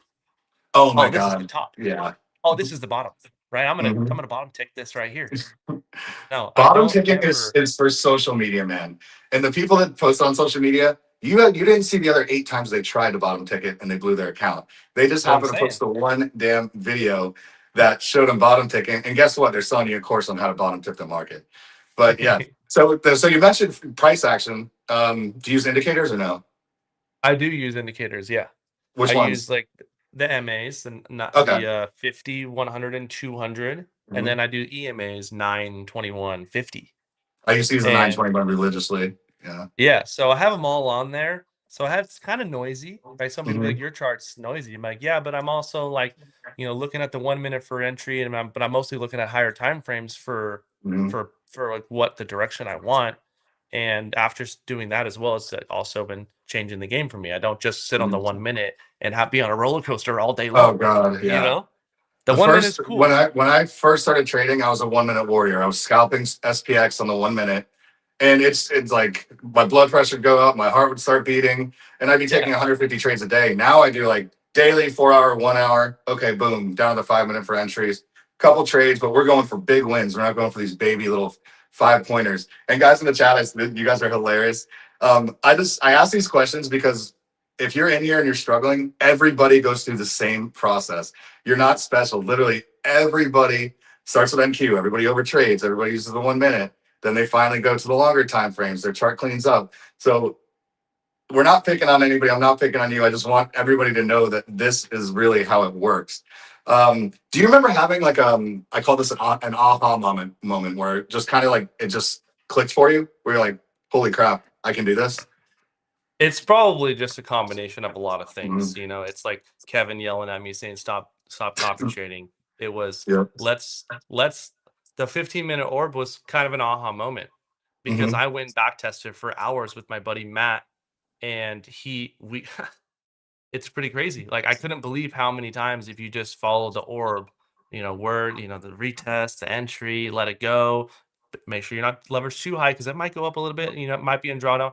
That was a big aha moment. Like, this is a great strategy to do every morning, one time, try it, and then limit your losses. Like, you got to be able to take that L. One thing I heard a long time ago too, it was like a couple months ago, stop cutting your winners short. Yeah, let them run. And letting your losers run. You know, I call that the hopium play, where it's like, oh, it'll come back. If I add one more, no, my average is better, it'll come back. But then when you're green, you're like, shoot, it might go back to zero. I got to lock in that $50, and then you see it run to 500, 600 every time. Exactly. So, building confidence over time will help me hold those ones longer. But I would definitely say that I'm more of a scalper right now. What would you say your average? Well, actually, this market you kind of have to be. My average trade time a few months ago was an hour and a half. Right now, I had a week where my average trade time was 43 seconds. Okay, I'm definitely about 2 to 5 minutes. Yeah, I think that is a sweet spot for NQ too. You catch like the breakout, then you get out, and then it's gonna retest. It's never a straight line with NQ. So 2 to 5 minutes is great. I like to usually cut probably about 2 to 5 minutes. And then my last couple, I want to see if I'm going to get that full move. Yeah. Do you trim along the way, or do you in and out full position? In and out full position. Okay. And I see a lot of people doing the trimming. I follow this guy on YouTube Live, and he's an amazing trader. His name's FSP. I know Future him, yeah. Scalper Pro. And I'm a Christian, so I love watching him because it's all about Christianity, and he's talking trades, and he's praying in the morning for everyone. It's just like, it's really cool. I mean, I don't know if you're Christian or not, I'm sorry, but that's what I am. And he is just the epitome of scalping, right? Yeah. So I love watching him and how he does it. And he does trim. And that's one thing that I haven't gotten into yet that maybe I will expand my knowledge on and be like, okay, let's let one run, you know? Yeah, because that one MNQ can turn into, you know, $500, which is crazy. Another couple $100, depending on how many points he goes, for sure. But in this market, I do realize, like, the reason I think I'm scalping is my thing is because you could literally open the charts and within 5 minutes something happens and then it's down 300, 400 points. Yep. It's crazy. You're gonna try to go for a long trade that day. Well, it could also just go the opposite way. Just those are when you got to know when to hold them and know when to fold them. But yeah, so I love this talk about your journey. I think it's great. And how before we get into the baseball parallels, how's your confidence level these days? Do you know that as long as you follow your rules, you're going to make money these days? Yes. I love that. 100%. And I'm human though, so I will make emotional mistakes. I'll have a couple beers and then I'll get confident and then I'll get on the charts and then I make a mistake. I'm like, first of all, I should have been trading a little tipsy, you know, because then you like kind of just give the I don't care attitude. I'm for the home run. That just doesn't mix, man. No, it doesn't. And I see other guys do it too. We laugh about it because we all know we're making the dumb mistakes. So I'm human. I'm not perfect. I still blow accounts. I do. You know, I blew an account last week. It's part of the game. It's a part of the game. And as long as you just limit the time in between those, it's going to be good. You're going to be profitable. You're going to make money. You're going to hopefully do this for a living. So, yeah. I love that. Now, for you guys that are just joining, this is recorded, so we're going to put it on YouTube. But just again, Luke was a former pro baseball player, found trading, and we're going to talk about the parallels between kind of the discipline in sports and how they translate to trading, because I have a feeling like that it's just very, very similar. So this is a good one. There's in a season, there's a ton of games. In your career, there's a ton of games. You're not going to win every game. You know, baseball players, you'll fail, and traders fail a lot. Sometimes you might lose more than you win. Which environment, we kind of touched it, but which environment was tougher on you mentally? Trading. Yeah. It's not a lie. It's Yep. really not. And I think it's Yep. tough. I think it's tougher on me mentally because it's all skill based, meaning I Mhm. know as much as I know because of the time I'm putting in. With baseball, there's talent involved. So like I'll Mhm. literally do well pitching sometimes just based off talent. Yep. Like I wasn't even fully there mentally that day, but because I throw 90 something and because I have a swipe out slider, I was able to get out of that jam. With trading, you can't really get out of a jam unless you know your skills and you know the discipline and Yep. you press close, or Mhm. set that stop loss. Like it's all on you. It's like golfing. There's no one to blame but yourself. Yeah, it's funny. Nobody walks into trading going, okay, I'm 6'4", 200. I'm going to kill this. Right? No, no. And if you guys have any questions in the chat, this is the time to ask them. We'll do a kind of Q&A. Now, here's a good one. Now, you were a pitcher, so it's a little different, but I'm assuming you batted in like high school and middle school and stuff like that. No? Okay. No. So that's the Well, funny thing okay. about me. So the question I had was kind of a Hall of Fame hitter fails about 70% of the time. So let's say about this, like you only throw strikes probably 60% of the time or 70% of the time. The other 30% you're missing or losing. Did that kind of translate into trading where it made it easier to accept losses? That not every single trade is going to be a winner? Yeah. So now I feel way better about losing than I did in the beginning because I just wanted to make money and I wanted to like have that quick success. So in baseball, there used to be we had a 66% club with the Rangers. You got a shirt, you got a special shirt and all this type of stuff if you threw over 66% strikes. Okay. So Okay, that's similar to a really good win rate in trading. exactly. And that was the goal that they set for everyone is like you get this shirt at the end of the year if you threw this many strikes, and it was not that many guys could do it, but a lot of guys did at the same time. And I've always felt that because I was at that level and I did it and I was there and I beat the odds, that's why I said trading. I was like, I can do this too. Anyone can do this. Oh, there's 2% people that take payouts, 1%, the top 1% take a lot. Why can't we be that 1%? Exactly. That's Why a can't I? great outlook. And that I think also this because you played baseball forever, you made pro. You must have had a winning mindset. You didn't think going into games you're going to lose. Did that kind of translate into trading? And is your mind shifted now that you're in the trading Yeah. space?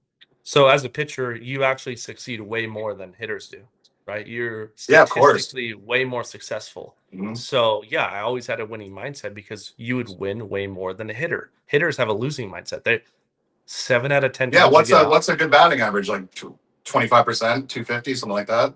Yeah, that's pretty good. If you do that every single year and you kept it, you're probably gonna make it to the big leagues. But the guys that hit 300, that means they only get on base 3 out of 10 times. They're Hall of Famers. Right. So yeah, that's a losing losing game, I guess you could say. But pitching's not. So we were always more confident than hitters because we dominated, and pitching has dominated in baseball forever. That's why if you're a good hitter, you're just a legend because you're beating the odds. So yeah, that translated into trading with the fact that I've won at something that's really hard. Why can't I win at this too?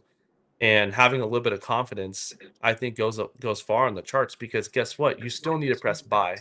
Even if you don't know if it's a good position or not, you got to get in the charts. You got to be in an active trade to make money. A lot of guys are really timid to get into trades. I see new traders, and it's okay. They're on their own. They're on their own journey. I see a lot of guys are really timid to get in, and they're in with one MNQ only. I'm just like, man, you spent how long on an eval? 20 something days. Come It's on. different. Yeah, different with a real account. Even one MNQ on an eval is rough. Yeah, it's like I've tell people, dude, you can't waste that much time on one eval. Like you've got to get to funded. You've got to get there because that's the money. An eval is just, yeah, you got to pass it regardless, but why waste that much time? Like this makes no sense. Size up, trust your entries, and cut your losses quickly, and then go into the next trade. Love it. And then one thing that I was like really cognizant of going into this was 300 a day. scaled, you're making good money. You're making really absolutely. good. And it also mitigates risk because like you hit 300, you said you log yourself out, then you go to the next account, you don't make anything, cool, you still make 300, but you make another 300. Now you're making 6 figures a year based just off 2 accounts. And I think That's what I'm saying. is your mom in the chat? My mama's in here, everybody. Oh, that's hilarious. Love it. Well, glad you're in here. Yeah, the compounding effects are crazy. Now I got a question. Okay. What's more nerve-wracking? Throwing a pitch in a 3-2 count or hopping into an NQ trade? Well, it depends on what the situation is on the 3-2 count. Is it like 7th or 9th inning, bottom of the 9th, and you need to get this guy out for the championship game? Sure, yeah, Or let's call it that. Or is it the first inning where it's like we got a lot of game left to go? Let's say it's middle of the season, but the game's tied and it's bottom of the 9th. Then or you're up by it's equally as scary if you're 1 day from a payout. Ooh, that's a good point because that's like the championship game, right? It's the championship game. You just need 1 more day, guys, and you get the payout. And I've blown counts on the 4th day. Oh, that's the hardest day. That last $150 you have to make or whatever. It's incredibly hard. But at BluSky, you get daily payouts. You don't have to worry about that. No, I love it. It's changed the game for me. Truly, I've been like raving about it. I got someone to buy an account this morning. I was like, I love it. Get an account, bro, right? And so when I do have an account where I need 5 winning days, I've made a new rule for myself. Yes, I lose a day from trading on it, but it's mentally been game changing for me as well. I didn't even know I haven't brought this up on the 5-day winning accounts. I don't trade that 5th day. Let's say I do 4 in a row and I need 1 more day. I take the day off. I say, it's a good point. Create some patience in your life. The charts will still be there the next day.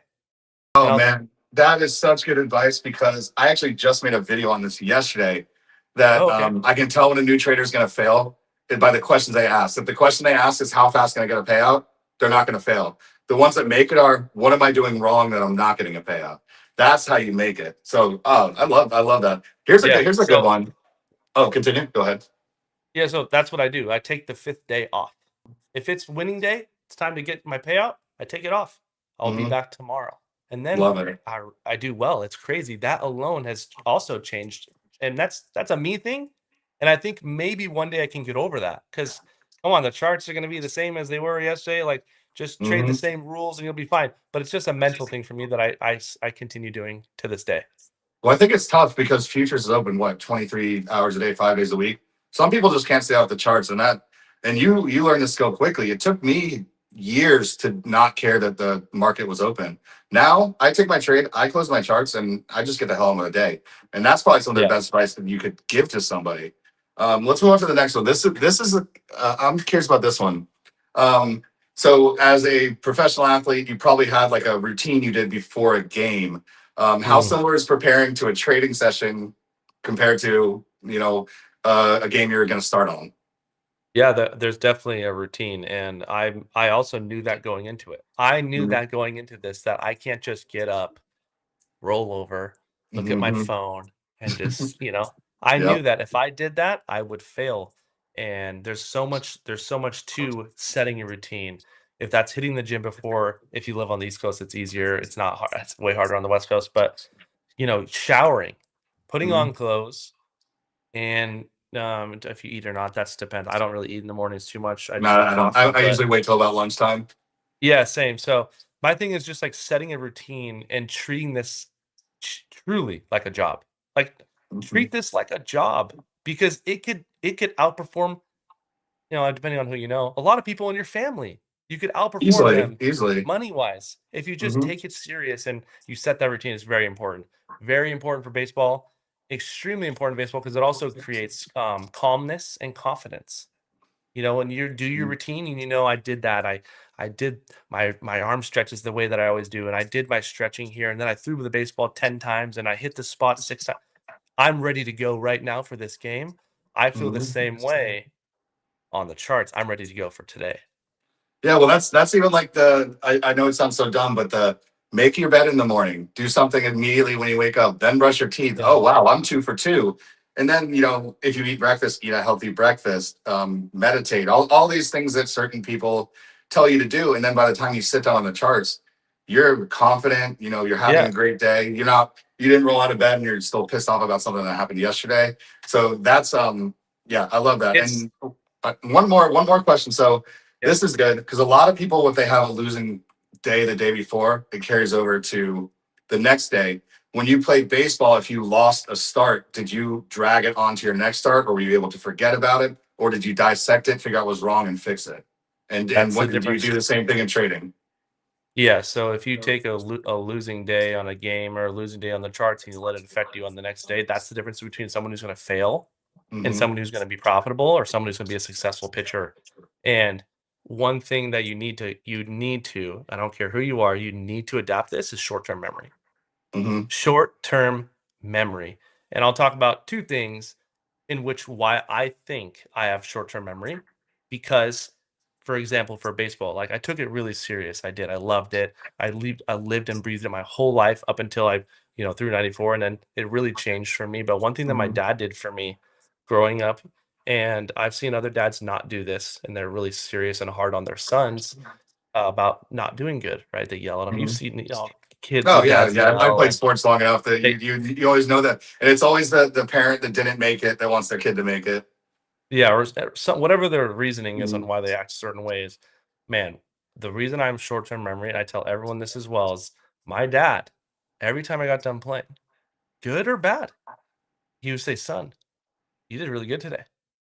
I'm like, if I did, I did. That's cool. If I didn't, I'd be like, no, I didn't. It's like, no, so I thought you did really good today. I thought you hit the ball well and you did this. And he would never harp on me doing bad ever. It was always like, I thought you did great today. Like genuinely, I thought you pitched well. And I was like, well, I could have pitched better. And that's me being hard on myself. But I always had one person, my dad, telling me, you did I good. love that. Love that. Which then made me not take the game too serious. Because guess what? It's still just a game. And that's what trading is. It's a game. So I'm not too hard on myself. If I do bad, I know that it comes with it, and I still think I did. You got to take the positives from the bad days too. You got to find the positives, and then moving forward, you remember those things, and you just eliminate and you adjust, and you stop making the same mistake over and over. So yeah, short-term memory is really important, and I love that my dad never took it too serious and thought I did good all the time, because I went into a lot of my things in life saying like, hey, it's all right. You tried your best. That sounds so cheesy, but for me, I never took it too serious. I just enjoyed the game. Yeah. Yeah. And it is true. As long as you try your best, and if you followed your rules and you lost, you lost. I mean, same with pitching. Like if you threw a great game and the guy just happened to hit your 95-mile-an-hour corner fastball out of the park, he got, it's not going to happen every time. It happens, You got to tip the hat sometimes. Exactly. Well done. You hit a really good pitch, So. And we're about out of time. Now, I kind of want to open the floor to you for two things.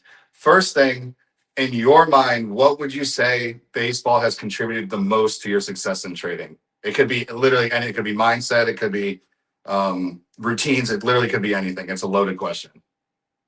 That is a loaded question. Yeah. It's a confluence of all of those things. But for me, it was probably the fact that I defied the odds playing baseball.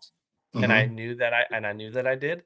And that was, I already harped on the talent versus skill. My biggest thing was I did that talent-wise and honed the skills. This is simply talent, or simply skill only. So the having discipline to teach myself with True and other people, asking questions, having that mentality, and just I wanted to work harder than everyone. There's always going to be someone who's working harder than you, always. So you have to work as hard as you humanly possibly can if you want to make this a reality. And it's just this is truly how much you put into it. How much you put into it is what you're going to get out of it. And anyone doing it on the side and you're kind of just skating through, like, that's okay. But eventually, if you want to be successful, you got to take it really serious, So somebody just made a good point. Base hits win ball games, and base hits win in trading too. We use base hit terminology every day in the Discord, and that's direct comment from baseball. Base hit. Yep. Love that. Yeah. Who said that? Mugs? Yeah. Mugs. Yeah. Now my last question, and this is totally going on in your brain and what you think. And you haven't been trading that long, but you deal with a lot of traders and you probably see a lot of people struggling, a lot of people's success. in your mind, besides stick with it, if somebody's like right at that break even stage where they can pass evals but they can't get a payout, what would be your advice to them be? It can be techno analysis, could be mentally wise, like anything, the ball's in your court. I would say just slow down Mhm. because this is a marathon, not a race. This is a 100% marathon, not a race. And you take an extra couple days and you slow down. Let's say you failed a bunch of evals right on the 6th day. Well, just like I fail on my 4th to 5th day or 5th day for a payout, wait one extra day. Give yourself that patience. Sit down and realize like you don't need to do it right at this very moment. But I want to harp on one thing, and this is Mhm. my personal thing. This is very subjective, my opinion. I've come across a lot of traders who quit or say they want to quit, right? Mhm. Or like, oh, it's not working out for me. I'm going to do something else. And one guy specifically has said it a little bit, and I'm not too nice about it. You know, like Mhm. I get on them and I say, then quit. Then stop complaining and quit. Because guess what? Oh, I need a break. I need to take a break from this. I need to get my mind off the charts. Okay, well now you're losing time though. You're losing time on the charts. You're losing experience. And I think if you're going to quit and you're going to say like that's not for me, freaking quit and move on. You're not made for this. Yep. I think you need to be on the charts every day.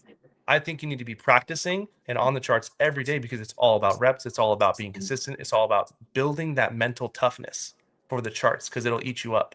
So if you're thinking about quitting, quit. Quit right now. Save your money because you're not made for it. You need to That's be determined. yeah, that's so true Sorry. because Yeah. if you have 1 foot in the door and 1 foot out, there's 100% chance you're not going to make it. It's I can tell you that right now. The people that make it, they want this because it's not easy, man. Like you No. said, 98%, 99% of people fail, but the ones that make it, no matter how long it takes, they don't give up. And then they develop the tools they need, even if they have to work through some stuff in their life, like their life is messed up. They got to fix that crap first, and then it'll translate into trading. But I will push back a little bit. I think taking a day off is fine, but taking an extended break like that's going to help. I don't think that's going to help at all Okay. because I you take gotta get the reps in, like you said. Yeah, I take a day off when I'm 1 day from a payout. That's okay.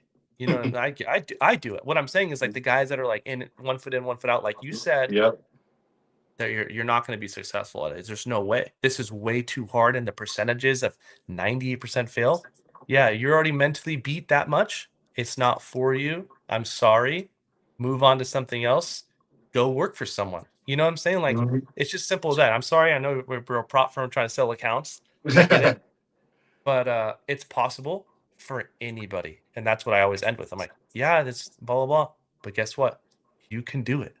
Exactly. But if it was easy, everybody would do it. It's not easy, so everybody doesn't do it. But I Exactly. cannot agree with you more that anybody can do it. I've seen people in all professions, all walks of life, and like you wouldn't think it, but the guy that works on cars is better than the engineer at trading. It doesn't Mhm. matter who you are. So I want Yeah. to just end with that. And Luke, thank you so much for coming on here, man.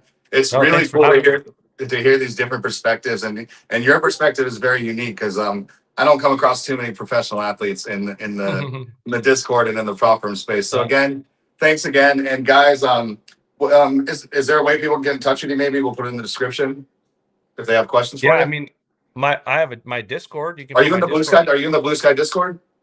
I think I am, but I'm for Okay, sure well in let's do that. We'll make sure you're in the Blue Sky Discord. His name is Dad. So Yeah. if you wanna do it, shoot him a message. He's a super nice guy. Tag him. Keep the conversation Yeah. going. But guys, until then, we will see you later and stay profitable. Thank you so much.